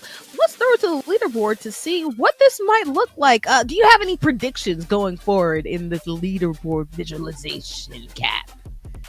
Yeah, well, of course, I'm expecting to see both Ruler and Blizzro up top. I mean, that they were just performing extraordinarily well, and there you have it. It's going to be Blizzro in the number 2 spot, Ruler at the number 1 spot, and no big surprise there. Ruler got 2 victory royales. Those are worth at least not even at least, they're worth 25 points a pop. Whenever you get that victory royale, that's 25 points. You got to remember that when it comes to this battle royale Fortnite, they give a lot more points for those placements. So again, being able to get those victory royales will eventually lead to a lot of points. But Blizzro right behind them with 45 points, and they got 14 of those from eliminations. They have doubled the eliminations of Ruler in the top spot, and you know they're going to be gunning for that top spot as we continue on. And then Jamie Toe's a very familiar name as well. Jamie Toe's has been showing up in the later spots, at least in the top 5. I remember in heat number 1 they finished in podium, and then in heat number 2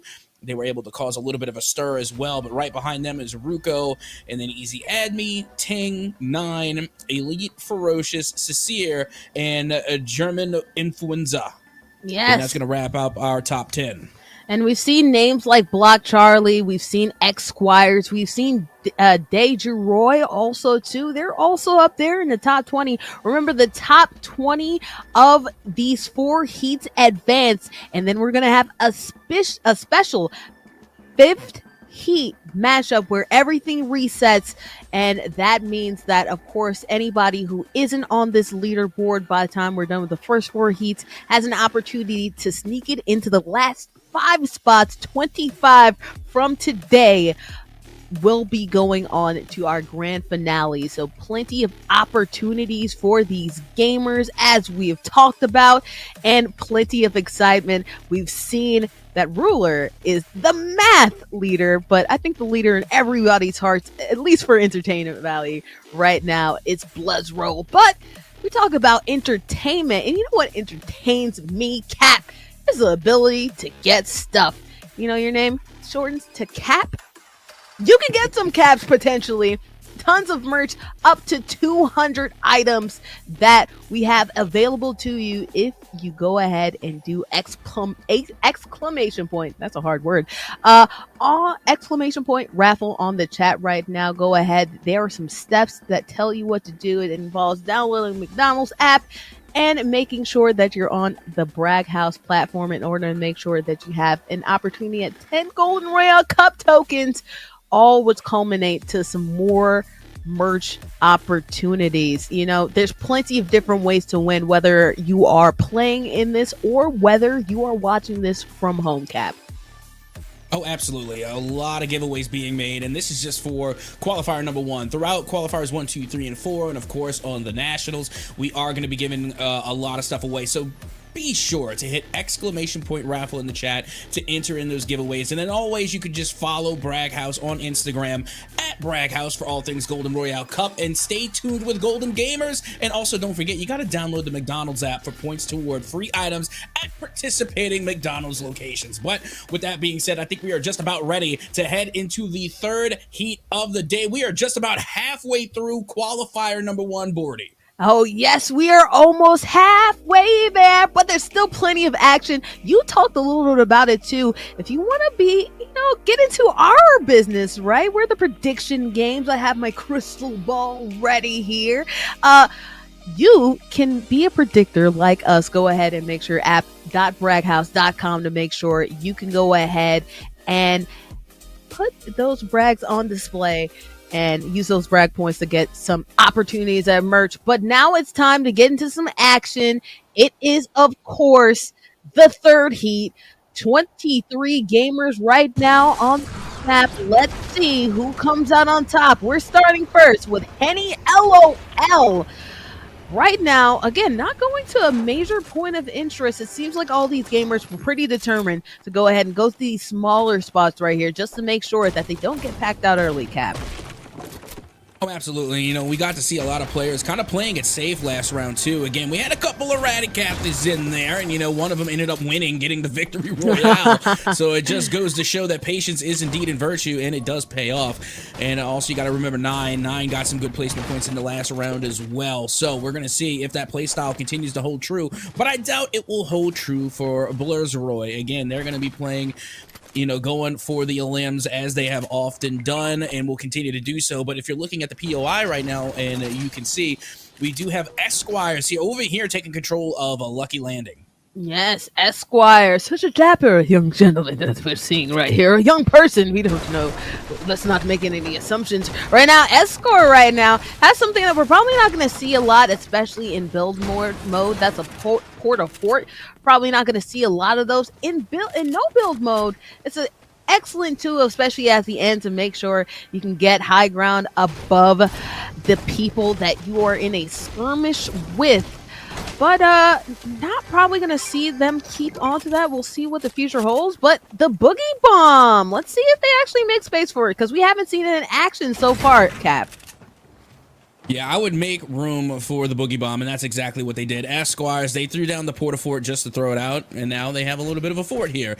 And they got the Boogie Bomb, and that's exactly what I would do. But with that being said, I also keep the Port-a-Fort on hand because I'm a terrible builder. And you need to be able to build in this game. I mean, don't get me wrong, it's not going to have me, you know, win any victory royales anytime soon, but it at least keeps me in the fight for a few moments here and there. I mean, that's a legitimate strategy, because we've seen how good some of these blood it's so good at making sure that they're building. That's why they're second in the leaderboard, right? Because Bloodsrow was so good at building, finding those peak holes, getting those windows, and just really understanding when they needed a half wall, when they needed an arc.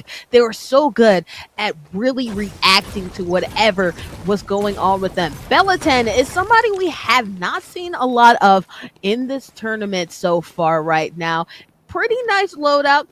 Honestly, I think what's so nice to have is to have that rift. Unfortunately, we did see somebody get packed out because of mismanagement of the rift, but the rift is a good get out of dodge card if you use it correctly. Yeah, that was Ting there trying to use that, trying to use the rift prior. The only problem is that they were already spotted out by like 3 or 4 competitors. So at that point, they were just a moving target there. Again, a little bit of duck hunt.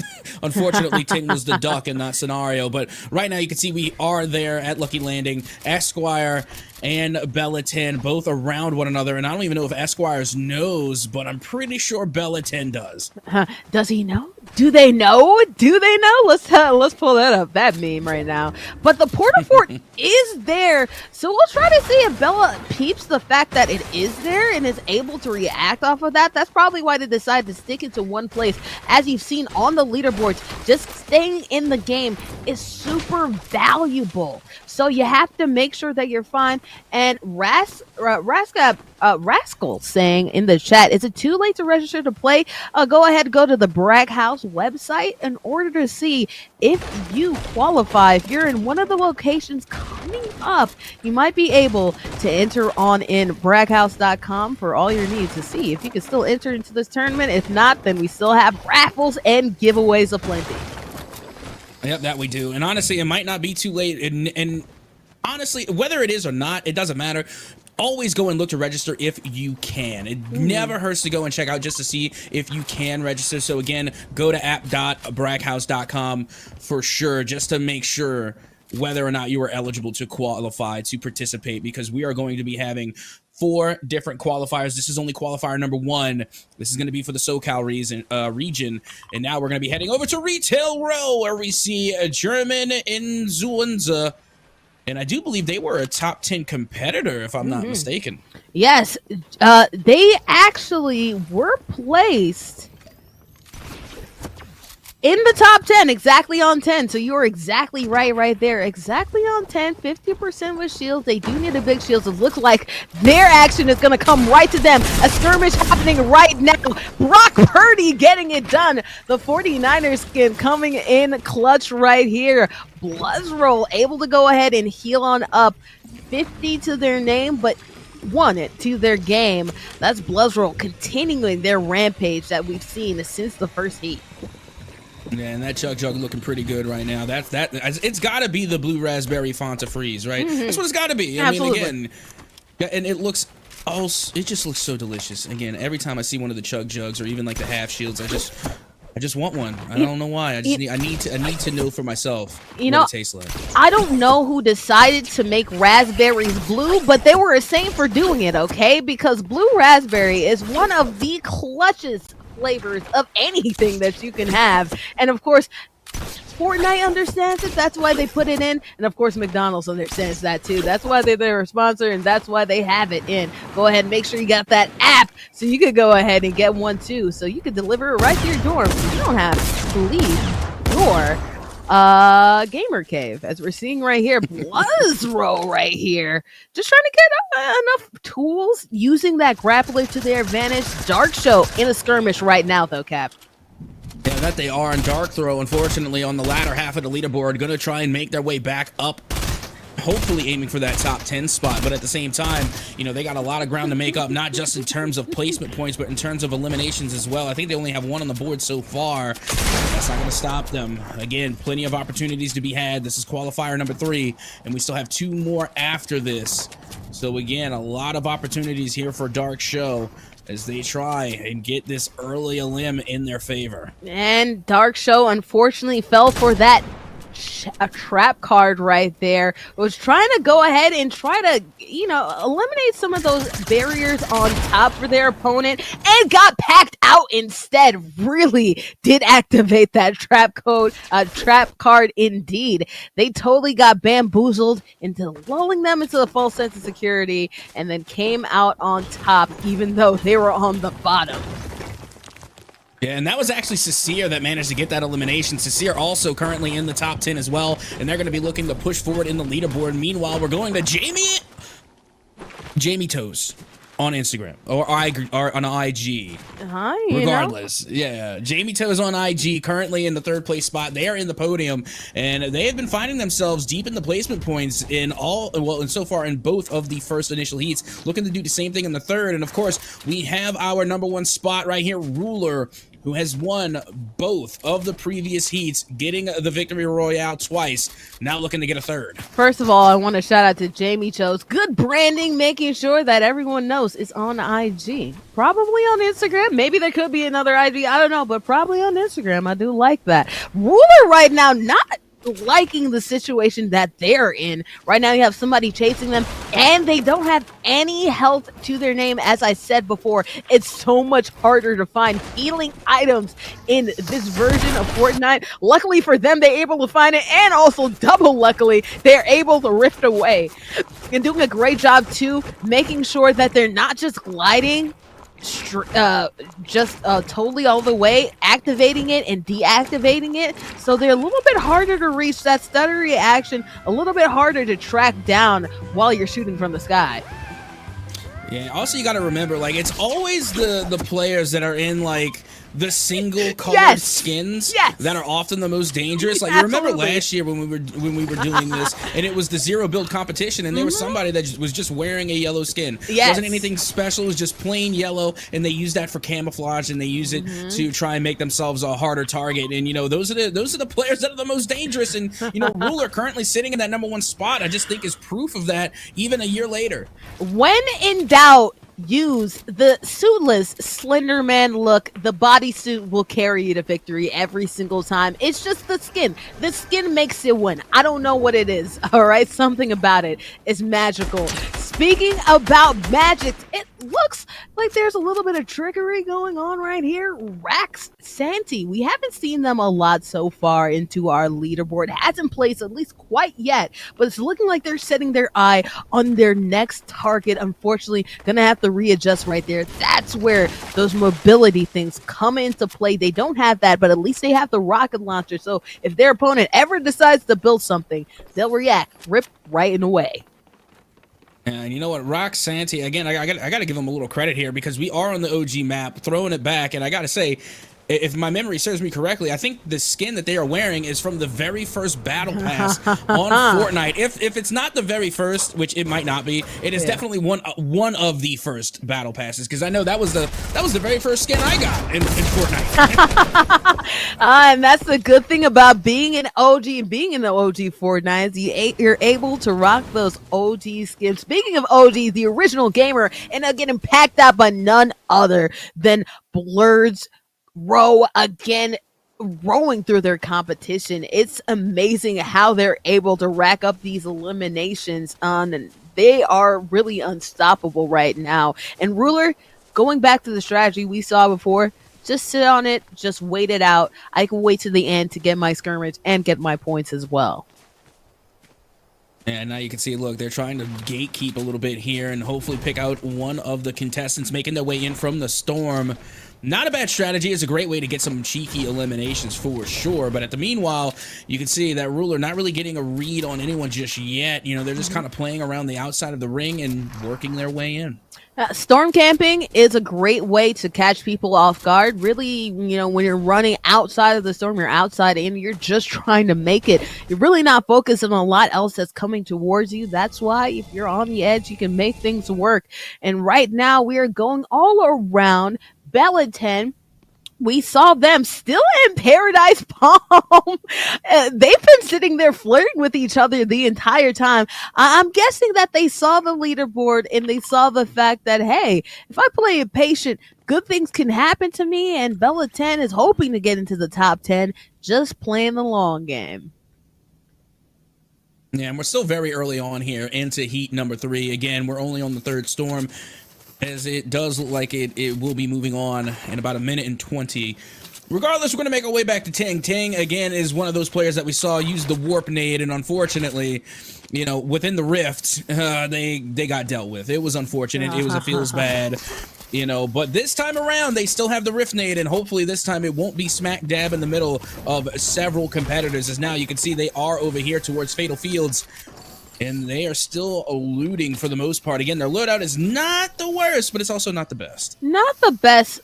You see they have the opportunity to get the grappler, decide not to use it. They do have that rift, so probably deciding not to double up onto those mobilities. Just depends on what situation that you use, whether or not you use that grappler, or whether you use the rift. Right now, the grappler coming into handy right now for Elite Ferocious in a skirmish right here. Unfortunately, at the bottom, can they make their way to the top in order to eliminate their opponent? Building, going all over the place, deciding right now to use those smalls, get a little bit readjusted right here. It's a game of hide and seek. Who is going to win it out? Yeah, this one's going to be tough. Again, there was some big damage being made by Elite Ferocious, but now they're on the receiving end of all that damage, trying to get these shields in, but they can't. Their fortifications are being destroyed as quickly as they're being put up, and now it's only a matter of time. 1 HP left, and they will go down, and it looked like Blurred's was the one getting in on the action to get that elim, and now they're going for another one. Bloodsrow on a roll right now, doing an excellent job getting at the bottom of Elite to make sure that they eliminate their fortifications. Most of the damage that they did was actually from fall damage. Cheeky play right now from Bloods, using everything in their arsenal in order to make sure they're coming out on top. Right now, though, speaking of getting out on top, good job using that rift to not get into a skirmish with Bloodsrow. We've seen people time and time again get into a skirmish with them in close quarters. It didn't work out for them. Smart play to live another day. Again, placement means so much. Makes sense that you run away from somebody who's placed right there at the top. Yeah, right now you can see Bluzro. They're not really concerned with their placement. They want eliminations right now. They're going for all the EP, trying to find another elimination here, and they have literally been hunting the same player for what feels like the last 5 straight consecutive minutes, even through the rift, even through the builds. They refuse to let this player escape. They tried to jump in on the third party, and Bluzro is not letting them get away. And now another opportunity is at hand as they seem to have lost the player, but find them hiding in the branches, hiding in the trees, and eventually they too will fall. Bluzro now with 4 eliminations here in Heat 3. And you will not hide in that tree, Katniss Everdeen, going ahead and getting that Mockingjay out of the park. I tell you what, got that dog in him for real. Jamie Toes, unfortunately, ran into a rock. Right now, Bluzro doing what we've seen time and time again, getting eliminations. Ruko also been pretty consistent in getting eliminations right now. It's just been the placement that's been a little bit of a thorn in Ruko. Placed pretty high last time. Right now, unafraid to get into a skirmish right here, trying to go ahead and yeet that boogie bomb all the way. But unfortunately, that Kobe shot out of thin air, yeah, it doesn't end up hitting. But we'll see what happens from this. Good job using walls to just get to that next building. Yeah, and you know what? I got to give credit to Ruko just for the skin. Again, this is Jill Valentine, one of the sole survivors of the Special Tactics and Rescue Services Alpha Team, and also a survivor of the Raccoon City destruction incident. Yeah, that's right. I'm a Resident Evil fan, stan, and everything in between. Love me some Jill Valentine, and I got to give it up to Ruko because they finished fairly well in that previous matchup, looking to do so again here in Heat number 3, and they are doing Jill Valentine some justice here. Quick aside. Who do you associate the Resident Evil franchise with more, Jill or Leon, or maybe Chris?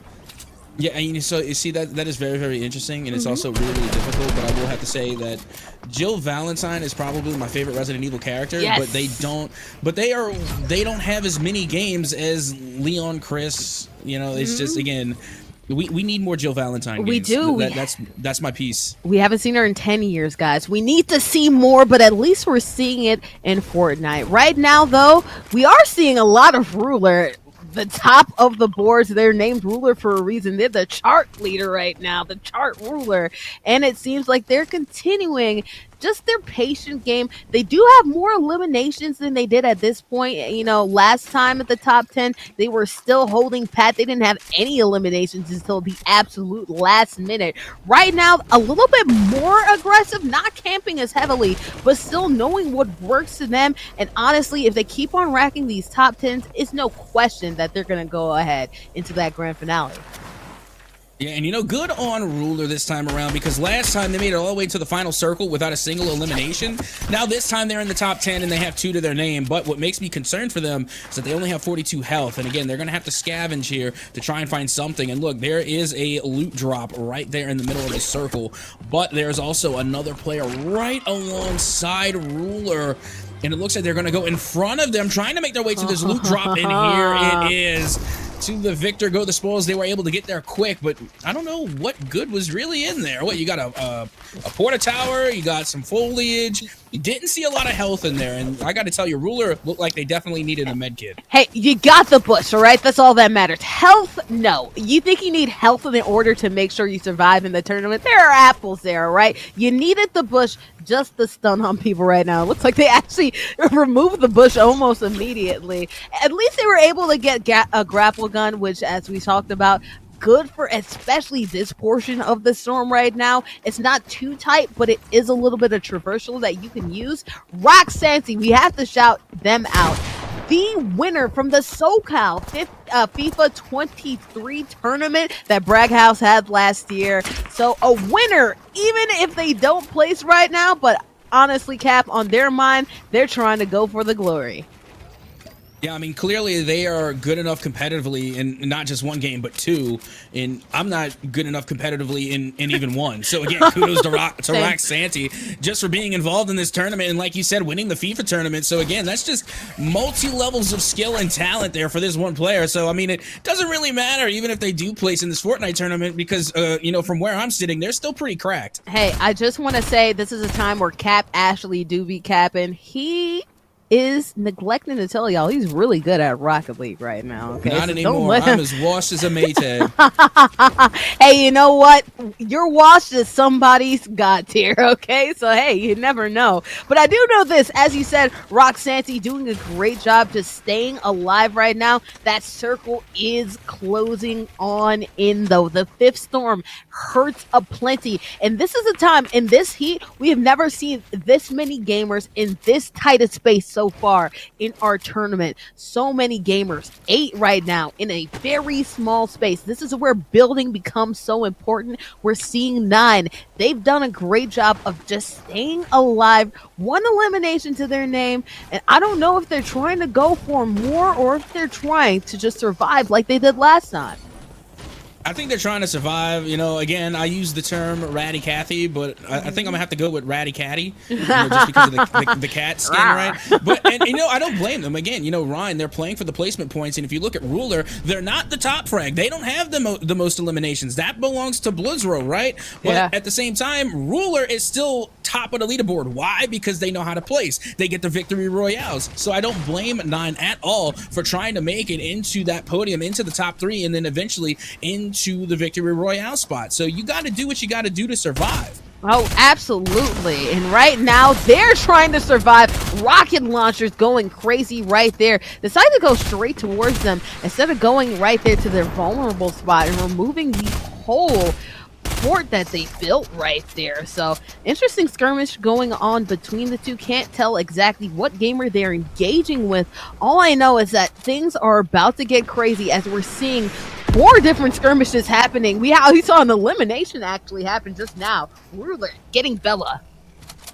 Yeah, and that will be Ruler's 3rd elimination too. So again, they are doing phenomenally. And again, we talked about that consistency. Again, you know, we're in the top 10, now in the top 7. It's going to continue to wind down, and Ruler in the past 3 heats have just been in that top spot and now looking to do it again. So their placement points continue to go up. Meanwhile, you got Roxanne down on low. They were one of the players inside of that skirmish when we saw they were on the business end of a rocket launcher and somehow managed to avoid the danger. But for how long? That's the question. Yeah, but if Roxanne keeps this up, they can at least place into this leaderboard. We'll see how long they can keep it up. 9, saying 9 to any of the smoke, the contest, any of that. They're just trying to heal up, which is a smart strategy right now. As we get into more close quarters, we see skirmishes or hear skirmishes happening all throughout outside. They say, hey, you know what? Survive. That's all I got to do. You talked about it before, but the storm is shrinking even more. What is going to come from this? One thing right now that 9 needs is going to be some more shields, and that definitely makes me want, you know, another Blues Raspberry Freeze from the McDonald's app. And it's a shame that 9 can't order a Chug Jug from the McDonald's app. You can get a lot from the McDonald's app, but you can't get a Chug Jug. 9 definitely needs one of those right about now. They're sitting at 59 shield, and they, with the quarter shields they have, there's no, they just can't get to 100. They need something a little bigger. And you see how they're just chilling at the house right now? Right now, you could be chilling at the house and get McDonald's delivered. So you can be the opposite of 9. Right now, 9 is in a rock and a hard place right now. There's stuff happening outside. They need the shields. They can't get it. You can get your blue juice, though. Go ahead. Download the app. Speaking of blue juice, blue poison, or blue herbs not being needed for Jill Valentine right now. But she is probably going to need a green one as she gets packed out by a familiar name, Block Charlie. Yeah, block Charlie from inside of the bush, using the bush tactics. That's what we love to see. That's what we came here for. And they use it to perfection, and they still are with inside the bush, but eventually that bush is gone, and now 9 gets into the mix and will get eliminated. Block Charlie, now with 2 elims to their name, is forced to use the rift. In order to keep up with the circle here, they're going to be going right back on down, but it leaves them as a very vulnerable target up on high, as they do find themselves receiving a little bit of damage, and they are low on health right now. They are on critical. They need to go ahead and drink that blue juice, and right now they're putting themselves into a brick wall, a brick house, in order to make sure that they could go ahead and at least get 87 to their name. But they also have to fight against this moving storm too, and they're probably going to go against somebody you don't want to see in short quarters, and that's Bloodsrow right there. So we'll see what will happen as they go on, but right now, at least for the moment, Block Charlie O Block Charlie, I apologize, is staying alive. Yeah, and I was actually wondering where Blizzard was. I mean, I thought they were eliminated because I haven't seen them in quite some time. I was afraid they might have been eliminated, and I'm wondering where they are at this moment. Meanwhile, you do have O Block Charlie working from down on low, just playing with the ring here of the storm. And you can see they are being fired upon, and they are now in the danger. They are receiving a lot of damage. They can't afford it. They only have 5 health remaining. This does not look good for O Block Charlie. It does not. Luckily, they are able to find apples, but those are only 5 HP a pop. Right now, it seems like at least they are surviving another day. They're able to get at the ankles of their other opponent right there. There was a vulnerability in their fortification, but this is a time where you have to be paying attention. This storm hurts way more than their opponents can. We see plenty of people get knocked out just because they weren't paying attention. You have to follow, and you have to be good. There's no room for error for O Block Charlie. Absolutely not. They get a big elimination on Sasir. Sasir was the one to get rid of Ruler, but now it will be Optic Lemur to find the final elimination and get the victory royale with only 3 health to their name and 2 eliminations on the board. That is total of 27 points right off the rip in the favor of Optic Lemur. But again, we saw a shakeup, and not to mention the fact that Ruler didn't get the victory royale is going to shake things up on the leaderboard because, again, you know, a lot of their points are coming from placement. I assume that they were able to get a good amount of points. I saw at least 4 eliminations coming from Ruler, but still, this could possibly shake things up. And then Blizzro was nowhere to be found within those final 5. So the leaderboard definitely is going to be a little bit shaky as we get those tallies calculated in. That was the question that we had. What happened to Blizzro? Unfortunately, we didn't even get to see what happened to them. Of course, one of the frag leaders throughout this tournament, we didn't see him at the end. We didn't see Ruler at the end. New name alert. The Optic Lemur coming through, leaping their way back into this competition, goes from 15 to who knows where, but we're probably going to see them in the top 20, in the top 10. As you said, 25 points added to their name, and now we're going to go and see what happens. We started off with who we expected to see towards the end. It was Blizzro. Yeah, and then I'm just assuming they got eliminated at some point because, again, they were playing very risky, high risk, high reward, going for a lot of the elimination points here and there, and really going on a massive hunt for a lot of these players. But at the end of the day, when you go looking for trouble, eventually you're going to find it. And I think that's what happened to our friend there, Blizzro. But with that being said, we did get to see a massive change here. Again, we saw Sasir eliminate that of Ruler out of the top spot, and that was the first heat so far where Ruler didn't get the victory royale. Instead, we got to see Optic Lemur come away with the top spot with the 25 points. And O Block Charlie, of course, coming through there at the end to scoop up at least 3 elims and finish podium. Oh, yeah, you talk about Sasir. They had an excellent double frag right there, going ahead and removing one of their opponents, getting Sasir out the sky. That's probably one of the highlights that we've seen so far in the tournament. And, of course, O Block Charlie getting fragged themselves at the end. I know Lavelle Juan was so excited to see Brock. We'll see if Brock lasts another day. Brock Purdy, of course, we're talking about Blizzro, who did an excellent job so far, but Optic Lemur shaking things up. O Block Charlie shaking things up. We're gonna see major movement from this leaderboard, but of course we know that it's in the future. What is more immediately in your future is gonna be some intermission time. I am boarding with board. That is Captain at SoCal. We're here for the Golden Royale Cup, and we'll see you on the other side.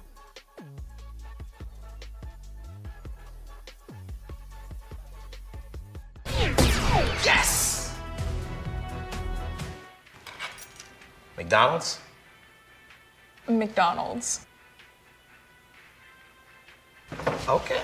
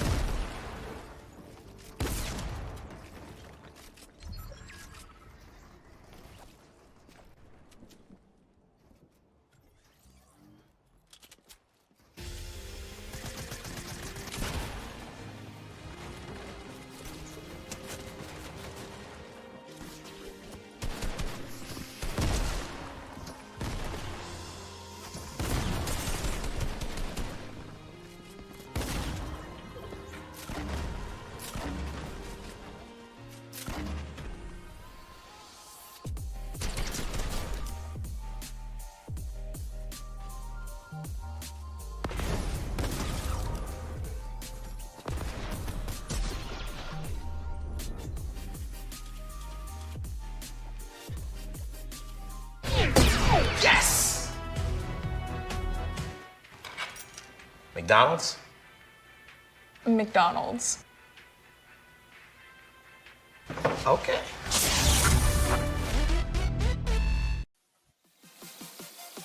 Back and better than ever, the Golden Royale Cup featuring Fortnite presented by Coca-Cola. Boarding board captain at SoCal. You saw the advertisement. Go ahead and make sure that you're earning free food with the app. Go ahead, download it. We have an exclamation point app in the chat for all of that. And not only do we have that command, I think we have another command too at Captain at SoCal. Oh, yes, that we do. Again, you can always check the commands whenever you need to get additional information. But with that being said, you know, we also are doing our brags. Again, make sure that you go over to the Brag House app. Or, well, actually, the app.braghouse.com to get those brags in, because, again, we still have so much left to cover. Again, how many eliminations will the competitors from UCI have during the SoCal Qualifier? Those are still going. We have a lot of live brags still underway as well. But with that being said, I think it's about that time to actually get up to date on what those eliminations are looking like on the leaderboard, as we have already seen a lot of changes could be possibly coming after that last round. We did see Ruler not get the victory royale for the first time, and now you can see how things are beginning to shape up. Unfortunately, Jamie Toes on IG have been knocked out of the podium and all the way back down to 6th in that top 10. Meanwhile, O-Block Charlie made a huge jump coming from the latter half of the leaderboard all the way into the 7th spot. And Optic Lemur as well, getting their first victory royale there in heat number 3. Is now in the number 9 spot. And then, of course, your top 2 have not changed. Ruler and Abuela's Row still holding the number 1 and number 2 spots respectively. And then you have Ruko, Sasir, and 9 rounding out that top 5. Yeah, Ruko and Sizer are right there, 52 each. So this is really important. They both have come in similar places and have similar elims. So that's interesting to see as we see the other rest of the people. We've seen Henny, we've seen Esquires, but what we are going to see is we're going to see another matchup, another heat, and this is actually the final heat before we go into our special 5th heat. Remember, on the 5th heat, we're completely resetting the bracket, the leaderboard, all of the totals that you're seeing, these points that you're seeing right there, and all of the people who don't qualify have an opportunity to go ahead and earn one of the last 5 spots that we have to qualify for the grand finale of the Golden Royale Cup featuring Fortnite, presented by Coca-Cola. Well, here we are, heat number 4, the last of the regulation before the last chance qualifier in heat number 5. Let's see who's going to come out on top. Again, this is going to be another opportunity for a lot of players to make changes in those leaderboards and get themselves qualified. Meanwhile, you do have Henny LOL calling out Shinron, the Dragon Ball Dragon. But I don't think this one is going to grant Henny LOL any wishes, but still, really cool glider nonetheless. If Henny could grant a wish, they would want to make sure that they're at the top of this leaderboard, or at least guaranteeing their spot at the grand finale. But we'll dragon, fight the dragon a little bit later. Right now, we're just trying to settle it into what spots. Again, not choosing a main point of interest. The meta seems to have not changed. A lot of people right now in that fatal field area right now, but as far as now, all these gamers again doing a great job of, hey, if somebody's landing on one spot, I'm just gonna go ahead and go to another one right there. I need to gain materials, I need to gain items. No hot drops that we're seeing from any of these competitors. It's all about playing that long game, because as we've seen from Ruler, as we've seen from Ruko, it actually ends up working out great in their favor. Yeah, and you know, I'm really glad that we got a minute to actually take a look at the view there of the map, because again, we did see a lot of good POIs, and again, Shifty Shafts, definitely one of them. It was definitely one of my favorite POIs. And like you had mentioned earlier, my number 1 favorite is, of course, Greasy Grove. I think you and I can both agree on Greasy. It's just so much fun. It's a nice point of contention, and you could possibly get yourself a frag or 2 while you are in the process of looting. But with that being said, we're going to make our way over to KBNS, as this is going to be our first time actually spectating this player, as now you can see at least one elimination has already occurred so far. Yeah, one elimination already occurred, so it's starting off a little bit slow. A little bit hot. We'll see if it decides to heat on up right now. Getting two burst rifles, sees the boogie bun, or is that an impulse? I couldn't quite see it in time. But right now, as you're seeing right here, everybody spread out. I think Haunted Hill was the only region that I peeped so far in the initial round, in which we're seeing a lot of people concentrated in one area. You're seeing right here, KBNS. There's only one person even close to their region. This is good for them. We haven't seen a lot of them, but they haven't gathered a lot of materials, so this is a good time for them to gather materials and to gather items as well. Not to mention, they are well within the ring, too, so they already got some pretty good positioning. Meanwhile, we did see a lot of players that were trying to work their way from the outside in, but meanwhile, you can see Bloodrow taking a lot of damage there. It looked like it was happening over here by Haunted Hills. And Bloodrow, your number 2 player, eliminated early. I don't believe they're going to be getting any placement points for that. Insane. Bloodrow eliminated within the first 2 here in heat number 4. Yeah, players like Ruko, Sizer, and Nine have an opportunity to jump way ahead of Bloodrow. Of course, you know, the top 20 of these first 4 heats are going to be the one who advance. So we're probably still going to see Bloodrow regardless place. But in terms of positioning, that is a major blow to them. And unfortunately, they have to sit on the outside in. Right now, not on the outside in is Ruffle, at least not on the outside in the circle. They are on the outside in when it comes to the leaderboard. So we'll see what they do. 6 stink bombs to their name. They have that pump that you like, Cap, and they have that burst. Not a bad setup, but they're going to need to look for more. Absolutely. And, you know, this just brings back so many memories. I just remember my first time, you know, playing Fortnite. One of my biggest POIs, you know, first starting out was Treehouse right outside of Wailing Woods. Like, that, again, I just loved going there. You're always guaranteed a couple of chests.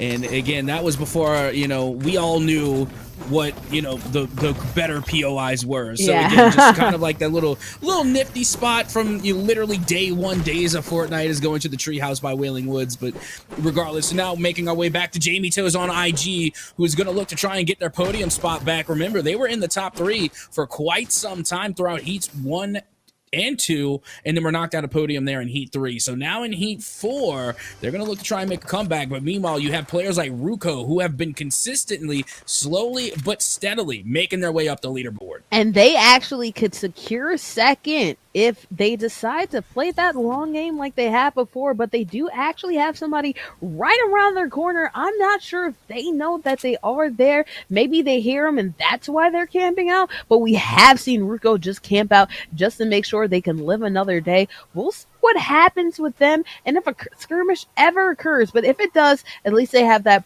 bunker right there in order to secure some additional fortification to their fort.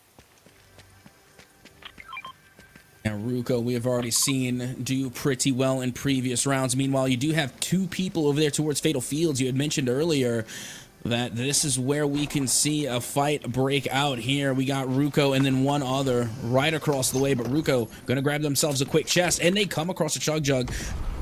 Could be exactly what they need. Remember, they're only sitting at 50 shields, so they're just going to pop it now. Yeah. They're just going to use it. It's a little bit of an overkill, but it will put them at 100. You know what? And it's always a decision whether or not they should keep that chug. It takes 15 seconds, so if you're ever in battle, it's never really a practical thing to use. We did see Bloodrow actually go ahead and pull it off, but it's super rare as we saw Bloodrow actually pack someone out because they ended up using it at an inopportune time. So honestly, at this point in time, you can't really find it. As I said before, it's harder to find shields, healing items, loot regardless in this OG iteration of Fortnite. Why not let it fly? At least if you do get into a skirmish, you're making sure that you're topped off and you don't have to worry about the what ifs. But as we continue on here, the first storm's still not fully underway yet. We do have a go-kart driving around right now. That's my favorite Ting, edition. Yeah, Ting is just trying to lay down a little bit of damage. You know me. I mean, I come from a Rocket League background, so my favorite was having the Octane. Oh, Just yeah. laying around the map. That was a fun time in Fortnite. Meanwhile, Ting again, who has been showing up time and time again, by the way. They're either popping off or unfortunately they get eliminated. But, for some reason, Ting always finds himself in the action. Always finds himself a little bit in the mix. Tang, of course, in that top 10, sitting pretty at 8 right now with only, we're still at the first ring. 20 gamers are still in this thing. It's been quite the quiet time. We have had a second place person end up getting knocked off, but other than that, not many theatrics, at least initially. But of course, there's plenty of time to see what might happen here. And we're seeing it right here. Ruko getting into a skirmish right now, ended up being a victor. And another opportunity for them to climb up this leaderboard to potentially the second spot. Yeah, that was the initial duel that we saw that we were waiting for here at Fatal Fields, and Key James was on the other side, and Ruko able to put an elimination onto Key James, and now that's one extra EP for them. But I don't know if Ruko knows there is in fact another player here on Fatal Fields, and they're going to take that chug jug. This time it's not overkill. This time they actually need the full jug. And honestly, I would maybe store one too. That's a good question, whether or not it's better to keep those smalls, especially once you get towards the end, or to go ahead and replace those smalls and potentially go ahead and get a new one. I'm not sure what they do right now. They're just going to go ahead and get that assault rifle and keep that on them. Smart play, but these are the decisions that you're going to have to ask yourself as you get further along into this. And speaking of further along, we saw O-Block Charlie get further along the leaderboards last time, Cap. Yeah, they did, and they did a really good job there in the late game, too. Granted, they didn't get many eliminations throughout the early game, but there in the late game, using the Bush tactics, they managed to put an end to 3 players, getting in the number 2 spot, plus 3 elimination points. Not a bad finish for O-Block Charlie at all, and they can really shake up the leaderboard. Keep in mind, Blizzro is eliminated. They got eliminated very early, and if they can do the same with Ruler, if they can get Ruler out early, then that can turn the leaderboard on its head. Oh, absolutely. I think anywhere from the 3rd spot, which is Ruko, all the way down to probably around where it's Hang or Optic Lemur, they have a chance to jump all the way to the 2 if they play this correctly, because Blizzro got out so early into the competition. They're not going to get any points, unfortunately. Staying pack can only mean a slippage in position for Blizzro. So we'll see what happens, as we're seeing O-Block Charlie right now flirting with going ahead and probably engaging in combat, but right now just playing around, just trying to get a better feel about everything that's going around. Yeah, that's actually kind of mean. They're letting the paranoia for that poor player sink in. And look, now they're taking selfies. They're really just having fun with it now. Again, they just fired off a couple of aimless shots, and then they just put panic into that poor player. Again, they went instantly to building. They're wondering where the shots are coming from. They're trying to see if they're still out there. They don't know. Meanwhile, O-Block Charlie just at the top taking a couple selfies. Meanwhile, Ruler does manage to find at least one elimination. Now they're making their way up to the high ground, trying to come up behind another player here. And they do get a read on him, and now we have ourselves an exchange as the nades begin to rain down from Ruler. Nades are flying everywhere, and right now they decided they don't want any part of that. Going ahead, living another day, as I said before, that grapple come, going in to such a clutch place, because again, that mobility means everything. Ruler doesn't have it. Ruler unable to chase it, because Ruler, as you know, probably would. And right now we're just going on to the next skirmish to see what might happen. Right now we're going to X Squires to see what might be happening to them. X Squires right now at the 14th spot so far in our competition. And you see Esquires, I can see them around a lot of loot. I'm thinking they got an elimination, but no, they're scavenging. That's where someone had been eliminated, and now they're just picking the parts clean, getting a couple of apples, healing up. Unfortunately, no elimination for them just yet, as they can see that the storm is going to begin to shrink in here, and putting us in our 4th round All the while, things are starting to shape up here, and then KBNS just again playing the Ratty Cathy here inside of their own triangle, inside of their own pyramid. I'm wondering if anybody's going to figure out where they are, or if they're going to come out of the pyramid to try and take this fight, but no, they're stunned. That bush doesn't belong there. What is that bush doing inside of a wood pyramid? There you have it. X-Squires is no longer here in Heat 4. Squires fell for the okie doke and choked. Unfortunately, I think they were like, what's going on? Why is that bush here? But unfortunately, they couldn't react to it. You know what, BNS? A cheeky play, I would say. Really, would you expect a bush inside of a store? No, absolutely, you would not expect a bush inside of a place. But hey, if it worked out, it worked out. And that's exactly what's happening. That's why we go to the bush tactics tab. Oh, absolutely. Confusion can definitely be a great ally here in Fortnite, and that honestly had me confused for a moment as well. And what is this bush doing here? Anyway, you have the outline gamer now getting ready to go to work. As you see, thanks to the kill feed, Henny is able to put an end to Deju Roy. And just like that, there are 16 players remaining, and the outline gamer forced to reposition using the rift. And they're going to try and snag this chest too, but they're still being fired upon. You know, that's the tough thing about using that rift, especially people with good aim. You know, you want to, reset. You see something shiny, you want to go towards it. But then also, too, you might also get yourself caught into a situation. We've seen Tang actually get into a situation of their own because they rifted too close to where they were and ended up being the victim of so many shots. So honestly, the outline gamer kind of put themselves into a tough spot. Luckily, they're in the circle. They don't have to figure out exactly what they want to do right now, but it's still not easy for them in the position that they're in. Absolutely not. They made themselves pretty much a target here, but they are able to at least find some heals. There is a chest down low in case of emergencies, but you do see that the storm is going to be shrinking now, and it's going to further along the progression of this map as more and more players are making their way in, and you can still see the outline gamer trying to find a read on this player that's just lingering down low. And right now, everybody, playing a little bit ratty. You see the outline gamer now does get a read on somebody, but they're not going to let him get away. Dangerous right there, but luckily, one of the few things that actually still has a fall iframe is the grapple, is the zipline. I apologize. But unfortunately, they zipped themselves out of here. German. We have not seen their name, at least recently. They're coming back into it in German right now, going ahead and getting that elim. 15 players left. It's that third storm where magic starts to happen, Cap. Yeah, and look at this. You got KBNS currently trying to make their way inside of the ring and put themselves into the good and not into the danger. As you can see, there are other players right outside. Looks like as though that they are trying to gatekeep a little bit here, and they get a read on KBNS, who takes a good chunk of damage and has to quickly fortify as the rocket launcher now rains in. Only 2 health remaining, and KBNS will go down thanks to Jamie Toes on IG. That girl boss could only gatekeep but so long, and you know what's the problem? She didn't gaslight her opponent. Jamie Toes, though, knows a little bit about gaslighting. Trickery afoot earlier on in the bush, using those bush tactics as we like to see. Hey, you don't have to be in the spot where a bush can be used in order to make sure that is happening. As you're seeing right there, we're all accumulating around Salty.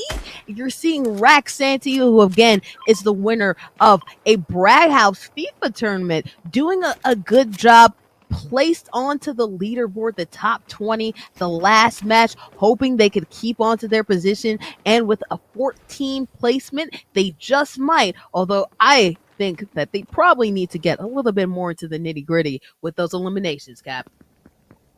Yeah, they're going to have to try and find a way to get on the board. Meanwhile, we check back in with Ting over here by Salty Springs, and they got a little bit of traffic here, and you can see they got more making their way in. And right down below Ting, there's another player there, but I don't know if they know Ting is just lurking in the attic, waiting for an opportunity here. I wonder who's going to make the first attempt. This is like a horror movie, right?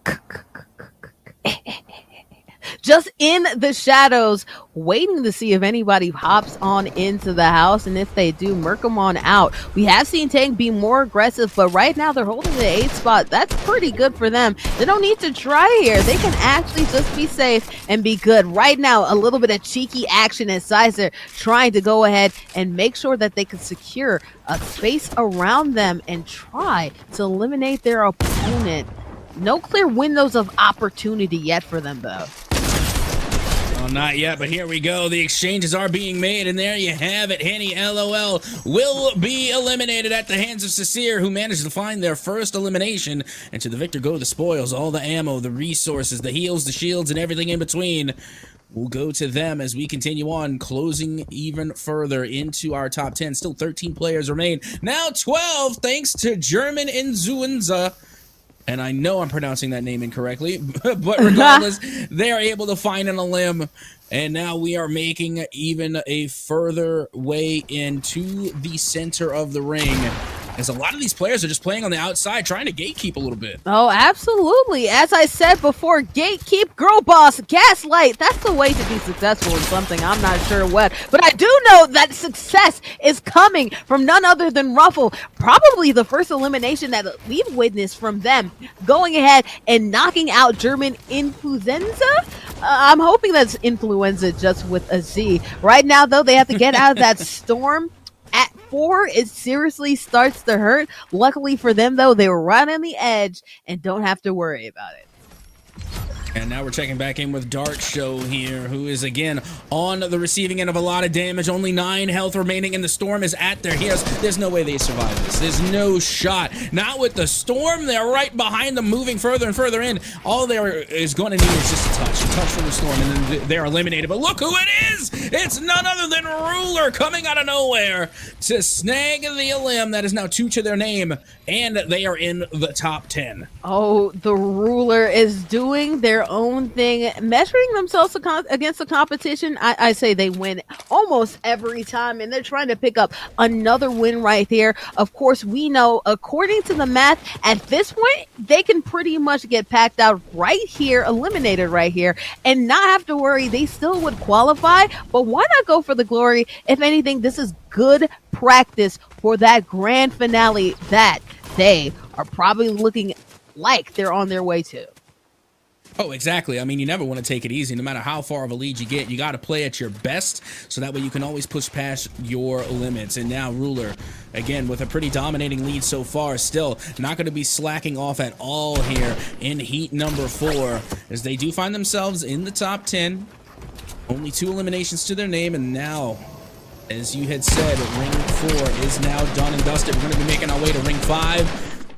And things are going to get even more interesting. Yeah. As you can see, Ruler did get a read on at least one player, but they got away. Let the bodies hit the floor. A lot of rifting going on right now. Optic Lemur trying to see their way to somewhere higher in this leaderboards. Of course, securing that victory at, like we saw, only 2 eliminations to their name, but it doesn't matter because the spoils, the victory came to their game, getting first place in the last matchup. Not doing so well in the health department, though. They're probably going to want to go ahead and look for it, but unfortunately, the way that the circle is closing up, it looks like their only solution might be some of the sweatiest spots available, and that's that loot crate where a lot of other gamers seem to be around.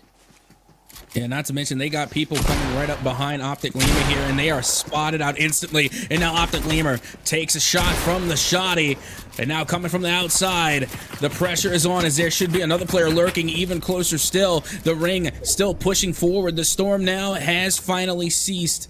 Optic Lemur forced to pop one of those smalls, and is going to do a quick little dance on the inside too. You got to have fun within the chaos. Hey, pop a small, pop a squat, pop a little dance off while you at it too, you know, while things are popping off right here in this skirmish, in this close quarter skirmish. It seems like the aggression by their opponent has cooled off a little bit. I'm not sure if they want to lull Optic Lemur until false sense of security before they harp on them, or if they're just having trouble figuring out exactly where they are. I mean, it has been a while since they engaged with them. Optic being very cautious, though, to make sure they don't get themselves into a trap. And they might get themselves into trouble if they keep emoting like that. I mean, at any given moment, all it's going to take is some nades, maybe a rocket launcher. You never know what is going to make its way through those fortifications, and they're right on the side of the storm. Granted that they're on the good side of the storm here, so that ring is going to push in very, very slowly, and they're already inside of the circle, so they should be fine. But I think they have made themselves a target. As you can see, there are players on the outside beginning to rain down on Optic Lemur. What's good is it seemed that their opponent is sandwiched in between like 4 other gamers right now, so there's a lot of things happening around them. They don't have to worry. Ruffle, though, trying to get that angle. Ruffle, I think the reason why they're playing so cautious is because Ruffle knows that they need to make up a lot of ground right now. In the 9th spot, I don't know if just getting out at 9 will help them, and a stink bomb right now doesn't do them any favors. Luckily, they have that fire to make sure they can heal up their health, but good job using that rift to get out of dodge, because it was looking like a dicey situation for them. And that it was, and then now they put themselves on the high ground, right in smack dab middle of all the danger. And like we had said before, even now, I think these are the most players we have had concentrated in one area so far in this tournament. And now we are into the 7th round. This storm, after 40 seconds, is going to begin to move. Bodies, all on top of each other. There are rocket launchers going off. I'm not sure what's happening right now, but I do know this. Ruffles is gone out of here, getting got out by Bella 10. Bella 10 really needs not only this placement, but also some of these eliminations as well. Bella has drifted towards the bottom of the leaderboard. Getting a good spot right here will secure their spot in making sure that they're in the top 20 and don't have to worry about that 5th heat that we're heading into after this. Yes, now only 7 players remaining. And now you can see the circle is going to begin to move now, and this is going to make things a little bit more difficult for our few and last survivors. Jamie Toes on IG now has to rift out, goes up on high. Not a bad strat just to keep up with the circle and keep up with the storm as it progresses and moves, looks like, towards the northwest. And this is where they're going to try and land now, at least on top of all the firefighting. Yeah, and the beautiful thing about Jamie Toes is usually when it's towards the end, you have to worry about rifting out because all eyes are on you. But luckily, there are so many players here. This is the most intense that we've seen so far in this battle. So many players on top of each other. They could safely rift without getting shot out because there are so many other players flirting around, including Optic Lemur, unfortunately, getting sent out by the storm right now. Rax Santi going ahead and getting out 9. 9 is done for the day. They're probably going to qualify for the top 20 right now. Jamie Toes trying to secure a victory. They flirted with the top 3 for at least 3 of these matches right here, trying to do the same in this one, but they're going to have to run into Ruler, who's also still alive. Yeah, and that's crazy to see how often we see Ruler in the podium in the top 3. And it's all been but one, actually. It's all been but one heat where they weren't in the podium. So, again, they are just playing phenomenally. And this could be their 3rd victory royale if they can get the up and over on Jamie Toes here on IG. But there is still a 3rd option. There's still a 3rd variable in the mix. It's that 3rd player. Now Jamie, they have to give up the high ground. They're inside of the storm. They're trying to avoid taking that storm damage. And they did get a read on Ruler, but Ruler was able to avoid. And now another player getting up on top of Jamie on Toes, who has a rocket launcher from down low. I tell you, this movement right now is so crazy, and it's all thanks to that grapple gun. That grapple gun so clutch towards this end, but also good building as well. And there you go. Sizer finally coming through at the end, securing that Battle Royale victory. I'm not sure what happened to Ruler, I apologize. But all I know is Sizer is going ahead and dancing it on up, securing the victory round for our 4th heat. And again, the final one before we mix it all up. Oh, absolutely. And to finish things up, I mean, Sicer, again, had a fantastic finish. I mean, they were consistent throughout the entire process of today. All 4 heats, Sicer has been in the conversation, whether it has been elimination points or whether it has been placement points. Sicer always finds themselves in the mix, within the podium, always within conversation. And now they have finally gotten a victory royale to close out the day. So again, a very strong finish for the 4th round. But with that being said, like you had mentioned, we still have those last Last Chance Qualifiers, the 5th and final heat of the day, will be coming up shortly. But in the meantime, we got to look at some of these highlights. Absolutely. I want to shout out to the X Squires clip because it's so fun. And also, too, just hanging with you, shouting out SCUF. Congratulations. I'm assuming that they go there. Congratulating Ruler for the victory right now. Sizer doing what they did to get that victory, going ahead and just playing clutch, especially in these close quarters. Have to shout out Ruffles, though, for going ahead, getting behind the competition and getting out German in a little clever fashion. Yeah, absolutely. Again, that's that up and over, being able to utilize the high ground. But of course, look at this in the late game, coming out of nowhere from the top rope, Ruler just making a dominating performance, and even to wrap things up. They didn't take their 3rd victory royale, but they did finish podium, and that is 3 heats out of 4 in which they finished in the top 3, 2 of which they got the victory royale. And then Jamie on Toes as well, finishing 2nd. Not a bad finish for Jamie on Toes either. Remember, they got knocked out of the top 3 of the leaderboard after heat number 3. So finishing things up in heat number 4 in the 2nd place spot should put them in good standing as we begin to tally all the points from those heats all together. But before we do that, of course, we're going to have to take a quick break, but don't go anywhere. Of course, we will be right back with more of the Golden Royale Cup featuring Fortnite, presented by Coca-Cola, right after this.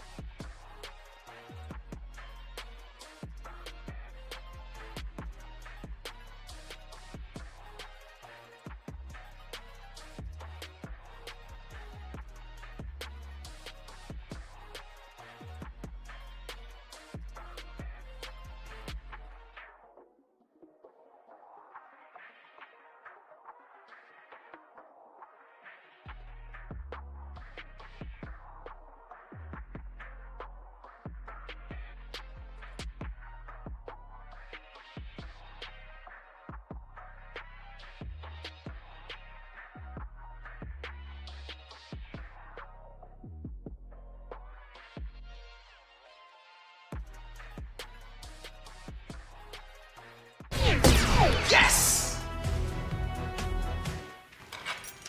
McDonald's? McDonald's. Okay. Hello, and a little bit of a change up again. I am Bordy McBoard here for the Golden Royale Cup featuring Fortnite presented by Coca-Cola, and we are here to celebrate the wins, the victories, and not quite a final victory, but at least going to the grand finale is none other than Key James. James, tell me Yes. a little bit about your name and what school you go to, my friend.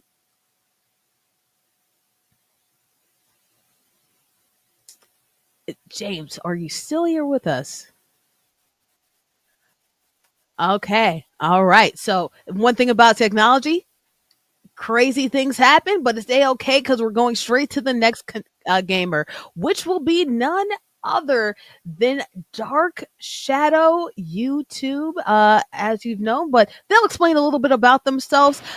Dark Shadow, please tell me what your name is and what school you went to. Hey, Braghouse. My name is Belvin Navarro, and I go to Antelope Valley here in Lancaster, CA. Okay, so Lancaster represent. Of course, you know, you've done this tournament and you're ending up going to the winning the heat and honestly going to the grand finale. So how does it feel to be in that grand finale? Well, this is like my first college tournament. I just started Oh, freshman congrats. this year. Yeah, Yeah. and I'm actually in the gamers club for the school, and he sent out a link for this tournament, which was really nice. Yeah, and so that's super cool. That's it's your first tournament. You're going ahead and you're going to the finale. So that's a super big accomplishment. And I know you're a freshman right now. So, you know, the scholarship money, you may or may not be worried about it too soon. But trust me, it is real as a graduate myself. What does the scholarship money mean to you if you have a chance to win it? And how will it make a difference in your life? Um, I think it would help with dorm and Okay. like house and boarding. 'Cause I think for my what's it called? For my shoot, I can't remember. But for my school, it's all paid for. Oh, That's okay. what it's. Per stipend, right? Yeah. Stipend. Okay, all right. So that's good because that means you know money towards other things towards you, right? So you can reutilize that money in other things. Yeah. Okay, all right. Well, congratulations again. First time in the tournament, a freshman, and going on to the finale. Before we end, is there anybody you want to give a shout out to? Uh, I would say Blezro. He did good on all 4 rounds. Okay, all right. Yeah, and you know what? That is somebody who you'll probably also see in the finale. So shout out to a competitor. You know, we usually don't have that. So good sportsmanship by Dark Shadow. Congratulations! I look forward to seeing you more in the grand finale. And yeah, we'll probably transition to our other interviewee that we saw earlier, and that's none other than Key James. James, I lost you but Yeah. you're back. So I'm glad to No, see no your worries. face again. Yes. Yes, absolutely. uh, Tell me a little bit about your name and what school you go to. So, Key James. James is my middle name, and I just thought it was be really clean to have the key. And then what ended Mhm. up happening was I had to put the under because it wasn't. It was already taken. So a little unfortunate, Yeah. but I go to CUI, Concordia University, out in Irvine, California. I'm also Okay. one of the club members. I'm actually on the board for my esports club, and I'm a Ah. sophomore. And I'm just looking to help the club grow. So when we got this invite, I was like, might as well start getting the competitive name for Concordia out there, so we can start looking into more leagues. And make a name you did. You're going to a grand finale and really repping your squad super well. Congrats on winning. I know you talked a little bit about how much it means to your squad. How much does it mean to feel? How does it feel to be in these finals, whether it be for you, your squad, anyone else? It feels absolutely amazing. Our school, our esports club, has had a little bit of a tough time getting started. So the Hmm. ability to have people in something as big as this will really hopefully be able to promote to not just our team and our administrators, but to people in the area like, hey, we could actually be competitors. And it's been able to draw people to the club in our own school and say, yeah, we actually have a name now. So hopefully with this, we can really start pumping out good, good people. to start playing competitively. Hey, and it seems like you are a good person. Hey, that's why you're going ahead and you're going to the grand finale. And good luck in that. And good luck also for the foundation of an esports club. I know it can be hard, but keep on working Yeah. for it. Before, well, I have two more questions for you actually. What does the scholarship money mean to you, and how will it make a difference in your life? Yeah, for me, the scholarship money is really big because I'm going to be able to help pay off loans. Again, I'm a sophomore, so it's one of Yeah. those where even though tuition is covered, I'm helping my family with the loans. And I know that'll mean Mhm. a lot for me to if I win, again, if I win, I'll be able to put it back to the people that are supporting me in this. And I just really want to do my school and my family proud. And you know what? You're already making me proud, so I know you're already making them proud. Okay. Before we go, anybody that you want to shout out? Yeah, I actually have two people. One is my best mate, Justin. He knew about the tournament and he's been supporting me as I've been panicking every heat, trying to place. And then also one of the other competitors, Ruko. Good matches. Lost twice against him, but he's been really cool in chat and just someone I'm looking forward. So if I don't place well, hopefully he wins because he's just been really cool. Hey, good friendships forged between this. Of course, good opportunities forged between this. Good luck to you, like I said, esports and beyond. Great guy, Key James, the key to the victory, one of our winners for this. We're going to go ahead and transition. Thank you so much. Congratulations on this round. Can't wait to see you in the grand finale. And now we're transitioning back to me and Captain at Soka here. Again, it's always so nice to interview some of these players so we can really get into their minds and really understand a little bit about them. You know, the scholarship money means a lot. As graduates, both ourselves, we know how much any bit of money can mean and can help us going towards the future. I was about to say, graduate speaks for yourself. I don't graduate until next semester. I got one Oh, more to go. see, I Yeah. thought you already did it. Then I'm I will speaking to graduate. Yeah, oh yeah, I'm speaking it into an existence. Oh, 100%. I'm graduating. That's it. The time has come. But regardless, I know how it is as a current college student myself, how important that money could be, especially when you're trying to pay off some of that student debt, whether you're trying to, just have funds for expenses like dorm rooms and such. But also what kind of blew me back a little bit was the shout out that was given to an opponent. Like, I thought that was insane. Not to mention it was one of the top players, Bluzro, that got a little bit of acknowledgement from one of our interviewees. So again, that was to me insane because we see a lot of those shout outs and never have I seen one go out to an opponent. So that was really, really interesting. And like you had said, that is just great sportsmanship because at the end of the day, game recognized game. And I guess they recognized Bluzro. Oh, absolutely. And Bluzro over here trying to get, saying his props in the chat. Everybody's really coming together. And that's one of the beautiful parts about gaming. But, we talked about Bluzro. We talked about some of these leaders in the leaderboard. Now let's actually see the leaderboard to see where everything is panning out before we shake it on up with this fifth heat. Ruler, of course, the ruler coming in at 101. And as I said before, we're probably not going to see Bluzro end up in second. Turns out they were leapfrogged by Sizer, Jamie Toes on IG9, and ultimately they're still in this thing, but a lot of movement that happened at this second to last matchup, Cap. Oh, absolutely. And it was just such a big upset, too, because, in the middle of that, well, not even in the middle, at the very beginning of the fourth heat, we saw Bluzro go down, and I don't think either of us expected that to happen. But, that's what happens when you get eliminated early. You miss out on the placement points and the EP. So, again, having that one player go out early just shook so much up in the leaderboards. And you know what? The same could be said for Ruler. If it had been Ruler that was eliminated instead of Bluzro, Ruler would not be in the number one spot right now. It would probably be Sizer. So, again, a lot can happen in one round. That's why these qualifiers are so important, and that is why our fifth round is so important, because we are about to go into a point reset. So all of this that you see here, the top 20, these have qualified. However, but for the other people that have not, they still have a chance to try and qualify. They have an LCQ last chance qualifier going into the fifth heat. We are getting ready to go into that point reset now, but for now, these are going to be your qualifying players. Absolutely. These are the top 20 and going on to that last chance that we talked about. You ever heard of last chance? Something a little bit like that. 5 players from this last heat that are not a part of that qualifying list will go on to win should they place high enough and go on to that grand finale. The question is who. We're going to bring back everyone here, so you're still going to have to go against the likes of Bloodroll, of Sizer, above all these different players who are insane.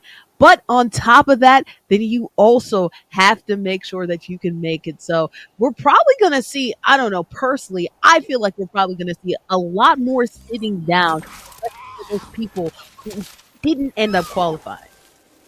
Is this a llama dragon? I'm sorry, I was just taken aback by a second, just for a second. No, is it like a unicorn llama dragon? Is it a unicorn dragon? Is it like Lady Rainicorn of any Adventure Time fans? Adventure Time friends? I don't know what that is. It's worthy of like calling out because what is that? That's crazy. I don't know. It was adorable, whatever it was. I wanted to boop it on the snoot. But regardless, I'm expecting this one to be a very, very frag heavy. I'm expecting to see a lot of eliminations because we already know who our top competitors are. They know they qualified. They know that they're moving on. And now they're just going to go out to pad the stats to get some highlight reel action going. And so I'm expecting to see a lot of caution thrown to the wind. And as a matter of fact, it looked as though Optic Lemur was already taking a little bit of damage there. And we can see here that there are at least 2 people within this proximity, and iHeart, yes. 80. Yeah, iHeart 80s. Yes, I guess the L is silent. I heard 80s, something like that. But iHeart is going ahead, and that's somebody whose name we haven't seen a lot of, right? So we'll see if iHeart ends up going on. There's only 5 slots left, so we'll see what happens. What I'm very interested of, the person that we've seen in the mix but we haven't seen actually get to that qualifier is none other than Ruffles. I want to see if Ruffles is able to go ahead and get onto this and get to that the 5 spots that we're seeing. We've seen a lot of them, but we haven't seen them on the board. This is an excellent opportunity, and that's exactly why we have this 5th matchup. Exactly. This is going to be an opportunity for some players that really didn't get a chance to put themselves at the top of the leaderboard to now actually get that opportunity to put themselves within that podium. And regardless, it is going to be a chance for them to really show what they have, even though if they missed out on opportunities in the heats 1 through 4 and heat number 5, they can really show off maybe a little bit of the skill that they didn't get the opportunity to in those first 4 heats. Meanwhile, you do see Ruffle. We got to talk about them a little bit as well. Ruffle in the standings for the leaderboard, I think, is one of those players that might have to work their way in. And again, this could be a good last chance qualifier for them here in heat number 5 as they're looking to get an early elimination here at Risky Reels. What I like is that they're not playing scared, right? Honestly, waiting would behoove them so you can line up that leaderboard, get so many points for just sticking around, but they're going after it. They don't care. If they're going to go out, they're going to go out swinging. And that's the type of mentality I love to see from players. If you're going to go out, put on a show, and honestly, if you put on a show, you never know what might happen. Ruffles going for the glory. That they are, and meanwhile they're going to have to work from down on low, but they're not giving up on this firefight yet. They have a decent kit. They have the pump action shotty as well as an AR blue, as a matter of fact, so should be able to be more than enough to take this firefight head on. Meanwhile, they're going to be on top of the building, trying to drop down low, trying to catch an unsuspecting opponent here. This is going to be a tough read. And again, the question is, where are they? There they are. Hello, there goes his shotgun nearly to the dome piece. But look, Ruffle didn't take any damage. That was a close call. Oh, no. Ruffle's playing it super patient right now. I probably would have given up on this fight eons ago, but Ruffles knows what they have to do. And honestly, Ruffles knows that they have to survive ultimately on top of that as well. Deciding, hey, I took almost all my shield with that shotgun blast. I'm just gonna go ahead and save it for another day. Bloodroll coming out of nowhere, and you know what? That was probably smart to make sure to get out of dodge. You don't want to end up going into the juggernaut that is Bloodroll. And that's an unfortunate limb for KBNS. We got to see a good bit of them. They actually showed up in a major way in some previous heats. And you know what? They did fairly well. But with that being said, KBNS still looking to really find themselves within contention. And I don't know, this last chance qualifier may have been their last chance. It was not looking too good. But again, that's what happens when, unfortunately, you just happen to run into Blizzard. And you know what? Again, as I was going to say to Ruffles, but they ended up holding on. I'd rather go out swinging than go out and not end up doing anything. Of course, if you're going to be in this grand finale, you're going to have to practice like it too. So might as well go for it. C4 we haven't seen utilized. German tried to use it, but ended up running to opponent that's utilizing their rift. They are not giving up though. They are chasing after this elimination. And you know, that's the good thing about qualifying. You see people go for things that you didn't see before. Yeah, absolutely. But the thing is that this is a little bit risky just because, again, you know what happens when you go looking for trouble is that you often find it. That's what we saw with Blizzard earlier. They were really going around looking for a lot of eliminations, but eventually the eliminations found them. Again, it's really high risk, high reward, so you have to be careful. But like I had mentioned going into this one, this is the last chance qualifiers. So again, a lot of these players have already qualified. They know that they're going to be moving on. So I expect to see a lot of insane gameplay just for them. You know, again, trying to get a couple of highlights on the board before this is all said and done here in Qualifier 1. Oh, absolutely. As the kids say, FAFO, you know? So why not see what happens? And hopefully you don't end up being on the bad result of it.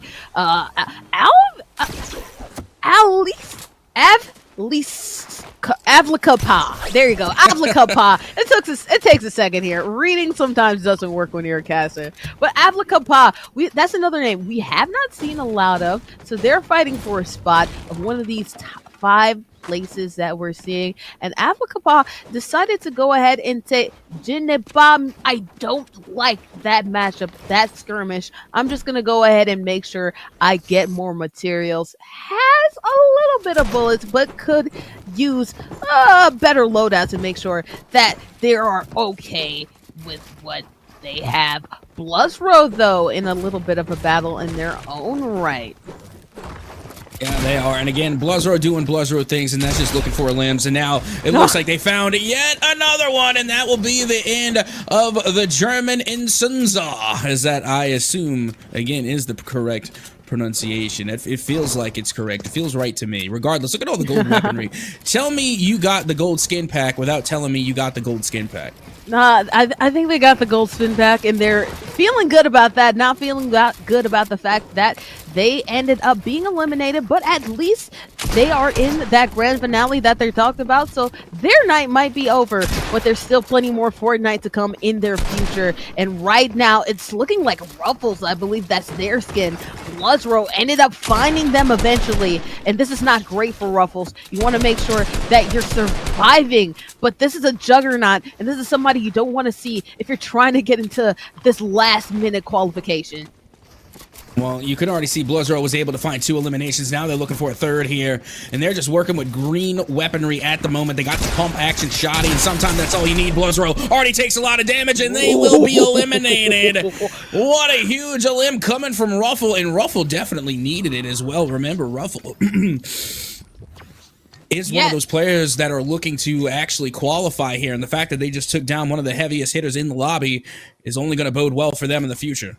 The ultimate reverse Uno card. That's exactly what you want to see for Ruffles. Taking off one of the top competitors. Of course, you know, one thing that is about Blizzard, they're probably playing a little bit looser. You know, they're feeling good about themselves. They all already qualified, so you could just go for the glory and not really care about the consequences. But that's also the style that Blizzard played with too. Very aggressive. So as someone who hasn't made it to the grand finale, packing out one of the people who are at the top, that's something that you want for your confidence. That's something that you want to survive another day. If they keep this up, they will end up being one of the 5 participants that will be going on to the grand finale. Oh, yes, and we cannot forget about X-Squire. X-Squire looks like as though they did qualify, so again, not too much love lost for them. They will be able to fight another day. but still, they have got to finish out on a strong note. And the fact they already got 1 elimination, now looking for 2, as again, the building fortifications do come in. X-Squire not giving up on this one. They do have a scar in hand with a good amount of ammo, so they can just fight this out all the live long day. But now the return fire is coming underway. Oh no, now they're going at it, and as you said right now, excellent job trying to just get at the foundation, which is pretty nice. Oh my goodness, got hit out of nowhere. That must have been with the bolt rifle for as much damage as it did for as far away as it did. Esquire is not in a great position, and you're probably going to see them reset completely. They don't want any of that smoke. They want to make sure that they're living another day, and with that much damage done to them, they're not going to survive in any skirmish that they get into.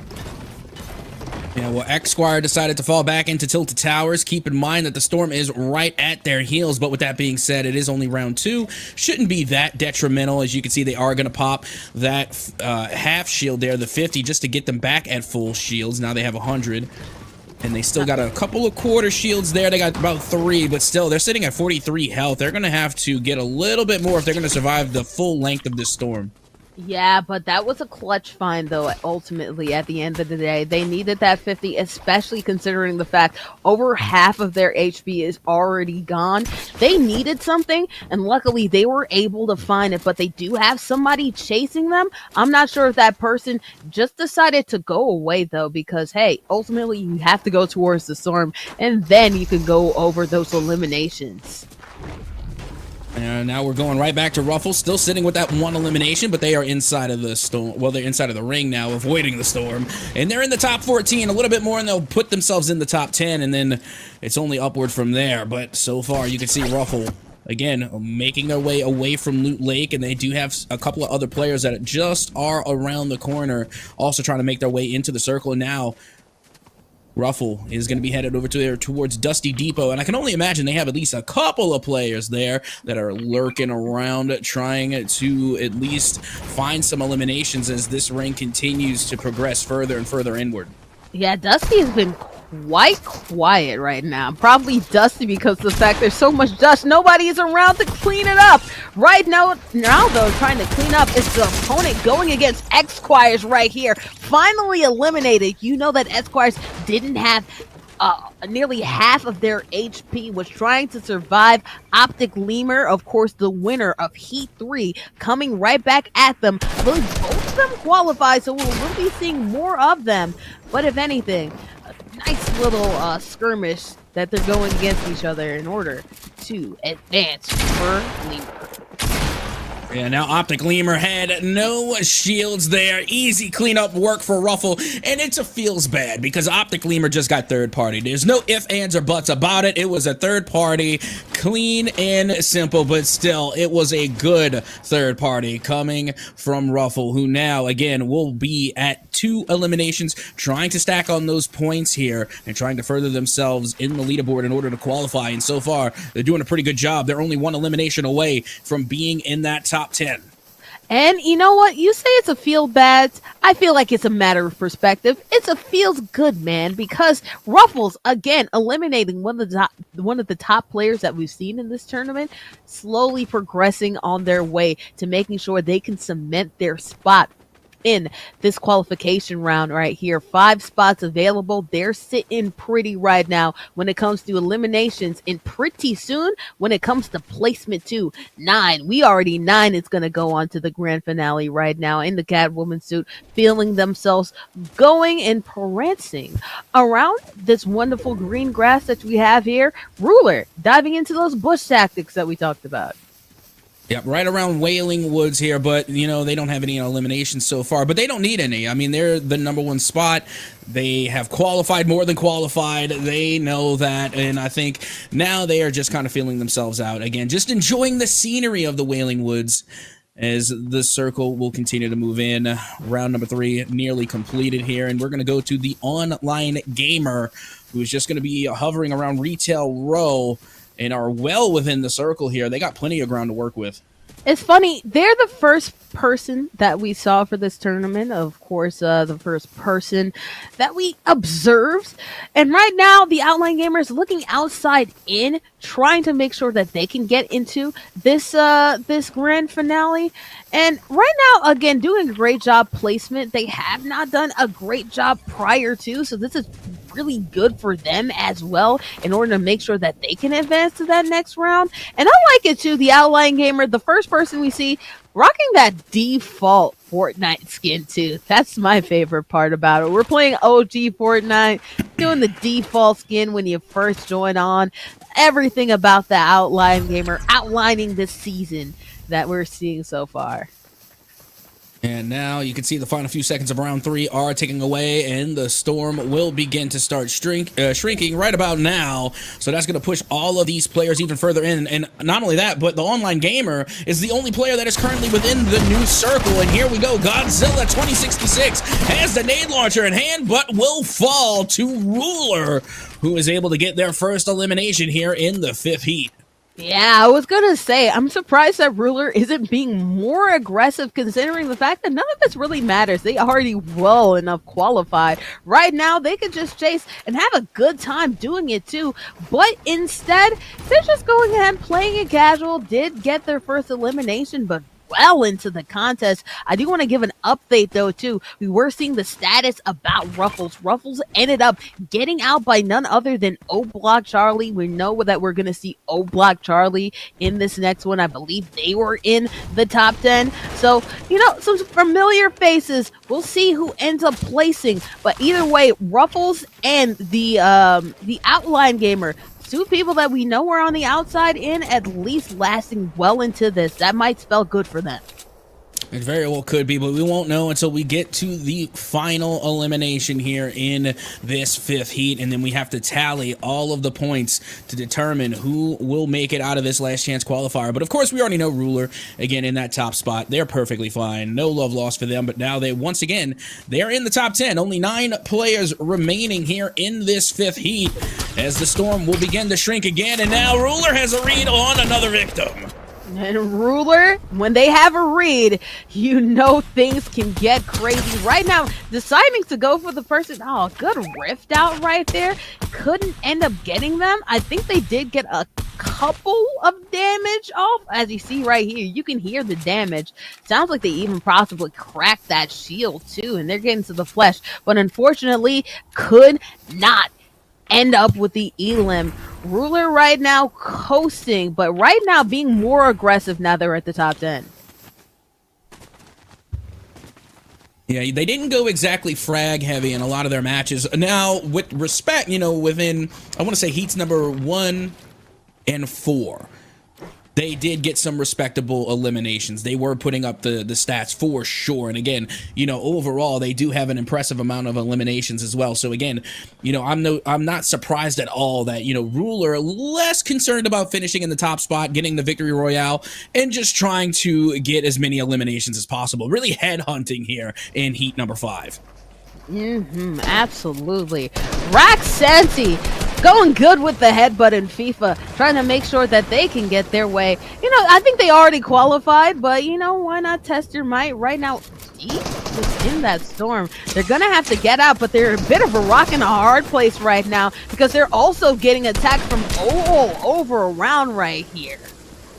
And they are also inside of the storm at the moment, too. So, again, they're taking a lot of that storm damage in round 5, and that's going to do a lot. So now Roxanti had to force their way in and is now going to buy not enough time. I was going to say they was trying to buy themselves enough time to recover, but unfortunately, Henny LOL had some other plans. They're not going to give them any time whatsoever, and they're just going to take that elimination and, of course, take the spoils that come with it. Again, Henny LOL has been showing up time and time again, and now let's see if they can finish strong. And he said, LOL, you fell right into my trap. Went right into their fort, and then guess what? They ended up saying night-night, went away, and right now, 8 players remain right now. We're seeing a lot of familiar names right now, so we might just be seeing players that we've seen qualify before, but right now, Henny, in a precarious situation, rocket launcher to the face they just took right now. And right now, I'm not even sure they know what direction that rocket launcher came from even.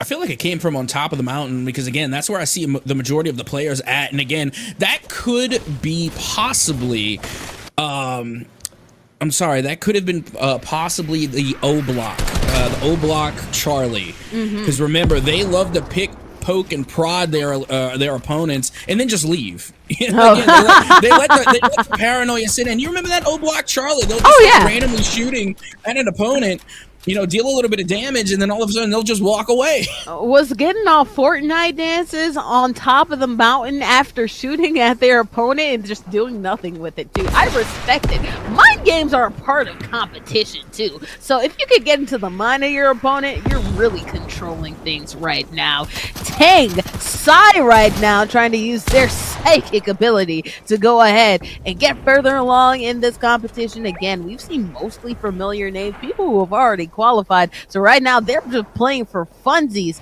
Tang though right now trying to remove the floor and go after somebody who's building just below them.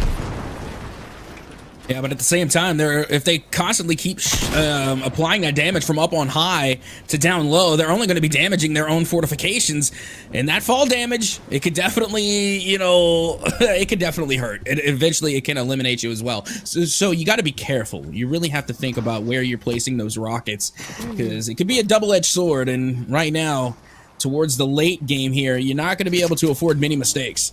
Oh no, as we've seen time and time again, one mistake could mean a dire situation right now. Sicer, we've seen them take a victory. I believe last game got that victory. And right now, just trying to survive. Rocket launchers going all over the place. Maybe it is Charlie. Maybe it's who we saw right beforehand, trying to build that arc and just trying to get a good view as to where this person is coming from. They know that it's coming from this general direction, but have not been able to really see any bit of them until now, Cap.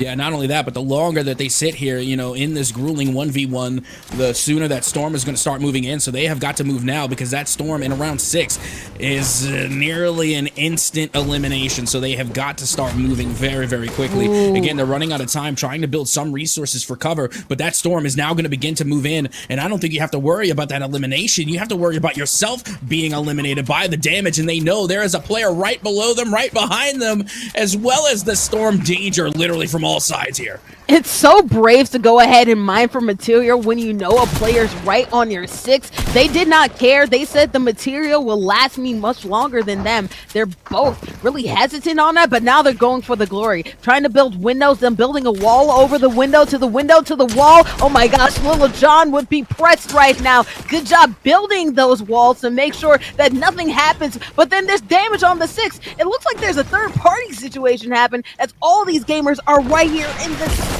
6th storm.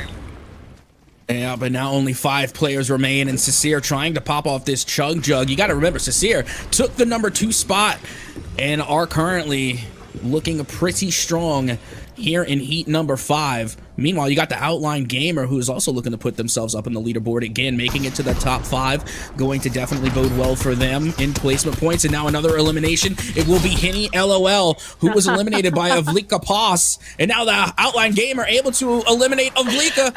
And we're in the final 3. I want you to see that Outline Gamer has one more material to their name, but used it, dang it, to get that elimination. I don't remember seeing a single elimination for them, but they're sticking around for the top 3, and they're making sure that they're sitting down and waiting. They don't have a lot of materials to their name, but with their skill and strategy, though, they might end up going around to this grand finale. Bad riff, but fortunately for them, it doesn't matter because they've stuck around enough, possibly, to go on to that next grand final that we talked about. Oh, absolutely. Yeah, they qualified. I'm pretty convinced now. They're in the top 3. They have 1 elimination to their name. The placement points alone should be enough as that storm now moves in. Going to be dealing a lot of damage. And now the Outline Gamer will be eliminated at the hands of Ruler, who wants to end things off with another victory royale. This would be their 3rd on the day.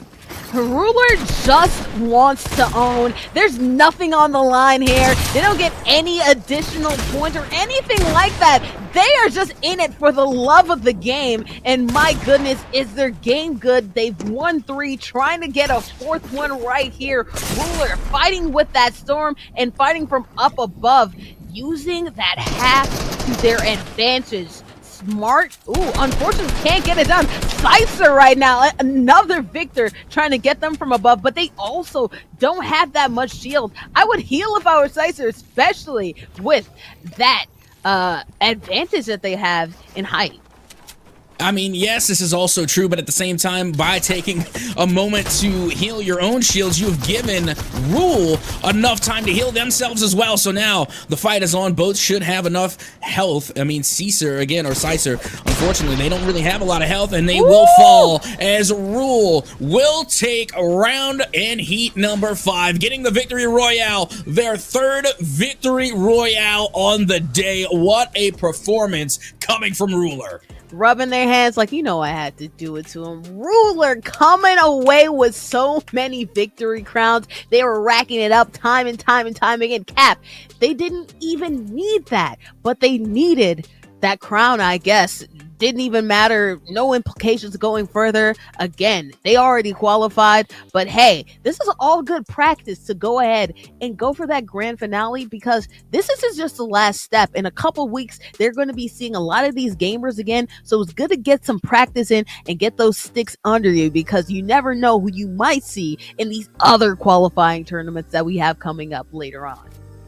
Oh, absolutely. That was a big last chance qualifier. And then Blizzard, of course, you know, doing what they do best, and that's getting eliminations, putting themselves in the danger with literally little to no concern for that final elim. Again, just embracing the chaos here, getting a limb after an elim, but finally they themselves live by the sword and be eliminated by the sword. So again, a fantastic display coming from Blizzard throughout the day. And then Optic Lemur, remember, Optic Lemur actually took a victory royale earlier on today as well. They played phenomenally. They will qualify just from that one victory royale. Godzilla 2066 didn't get to see too much of them, unfortunately. Again, they were one of the many victims of Ruler.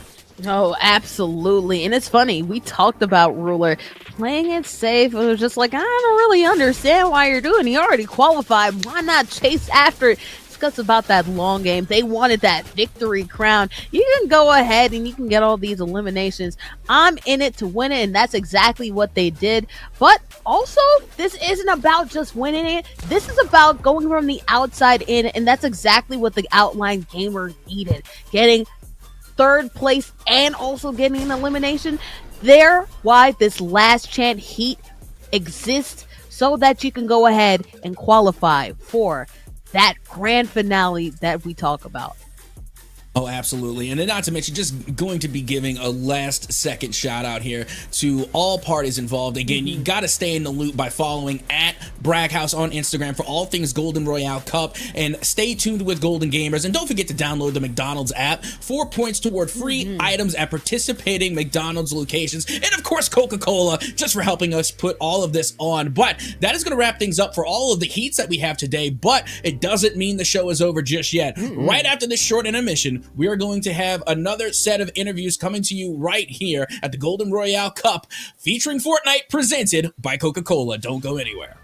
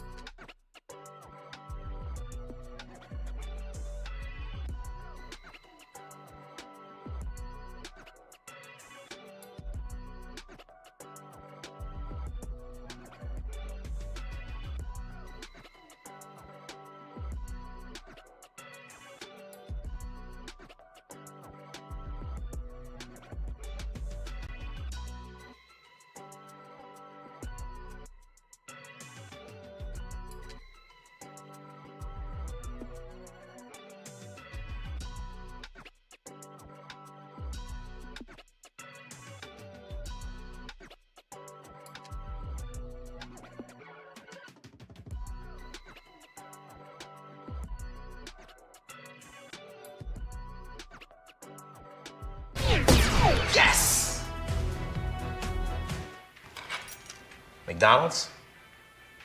McDonald's. Okay.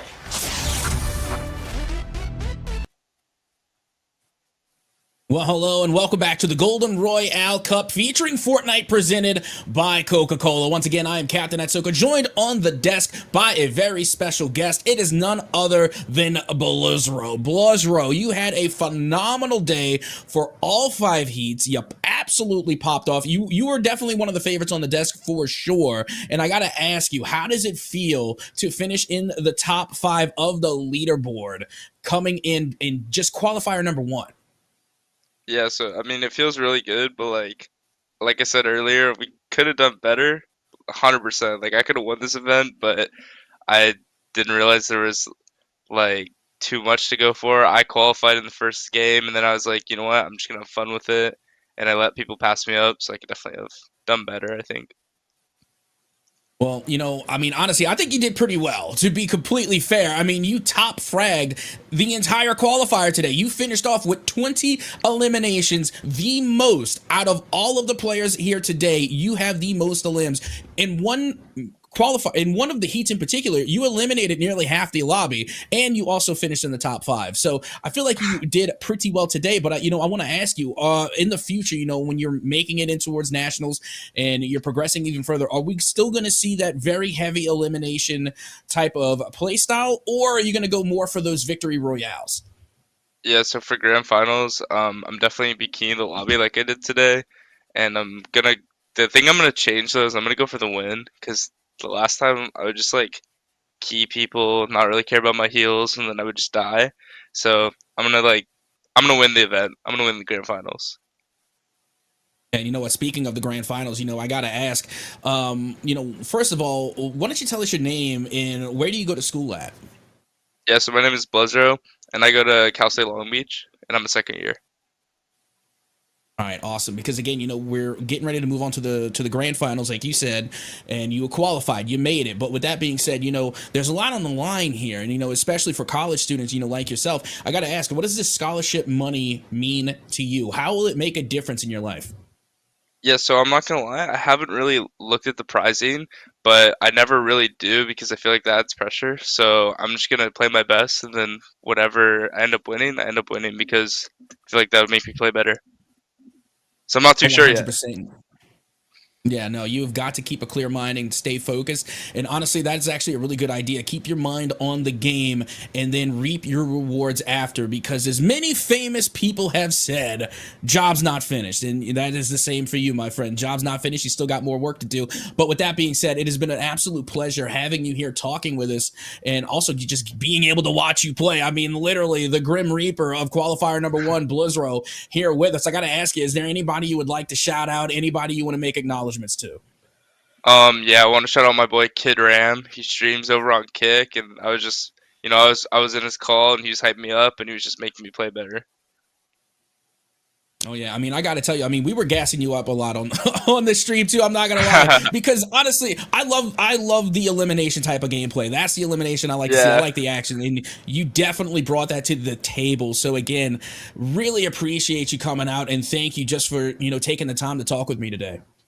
Yeah, of course, man. And just look out for me in the grand finals. I'm winning the whole event. Well, you heard it here first. There it is. I mean, Blizzro's calling it right here, right now. They're taking nationals. They're taking the grand finale. They're taking it all. So get ready to watch out for that. But for now, that will be the end of this interview. And as a matter of fact, that is just going to about wrap things up for us here today at the Golden Royale Cup featuring Fortnite presented by Coca-Cola. Bordy McBlord, this is only qualifier number 1. We still got 3 more to go. We still have 3 more to go, and I gotta shout out his boxy, okay? You talk about chutzpah onions. That's what he has. He's just going ahead and saying, hey, I could have won, but it's okay, because next time I will win. Stamp it. Oh, man. We still have more competition to see, so slow your roll, Bloods. But honestly, the way that we saw them participate and dominate, we just might see it. But of course, we have to talk a little bit about what happened in our 5th and final heat. This was so good because we got to see players that, of course, we saw Bless Row and we saw Ruler who were doing so great. But shout out to this last little bit because we have players such as Avalicia. Avlisa Pass. Avlica Pass, I apologize. And Ruffles. That one has gotten tricky to me. That's gone on to this next round. And so we have this 5th qualifier for that last chance. They ended up going past that last chance. And now they're all part of this one pot, Cap. The 18th is bound to be so magical. Oh, it absolutely is. And you got to keep in mind, we still have so much talent left to see. I mean, we've already gotten to see so many players come out and really make a name for themselves. And again, you know, I just want to give it up to Sincere for a moment, because Sincere at a point in time was, you know, kind of down there towards the bottom 10 of, you know, the upper half of the leaderboard. And then they finished in the top 2. They came in, they wreaked havoc. They really turned things around. And the same thing with O Block Charlie. O Block Charlie was for a time on the latter half of the leaderboard, you know, in beyond between 11th and 20th. In the leaderboards, and then in one game, all it took was one game, and it put them into the top 4. So again, it just goes to show that throughout the qualifier, throughout these heats, it is never too late. You have got to play your best game throughout all of your opportunities, all of your chances, and it really has just been phenomenal to see these players do their best on a stage like this one, thanks to Bragg House.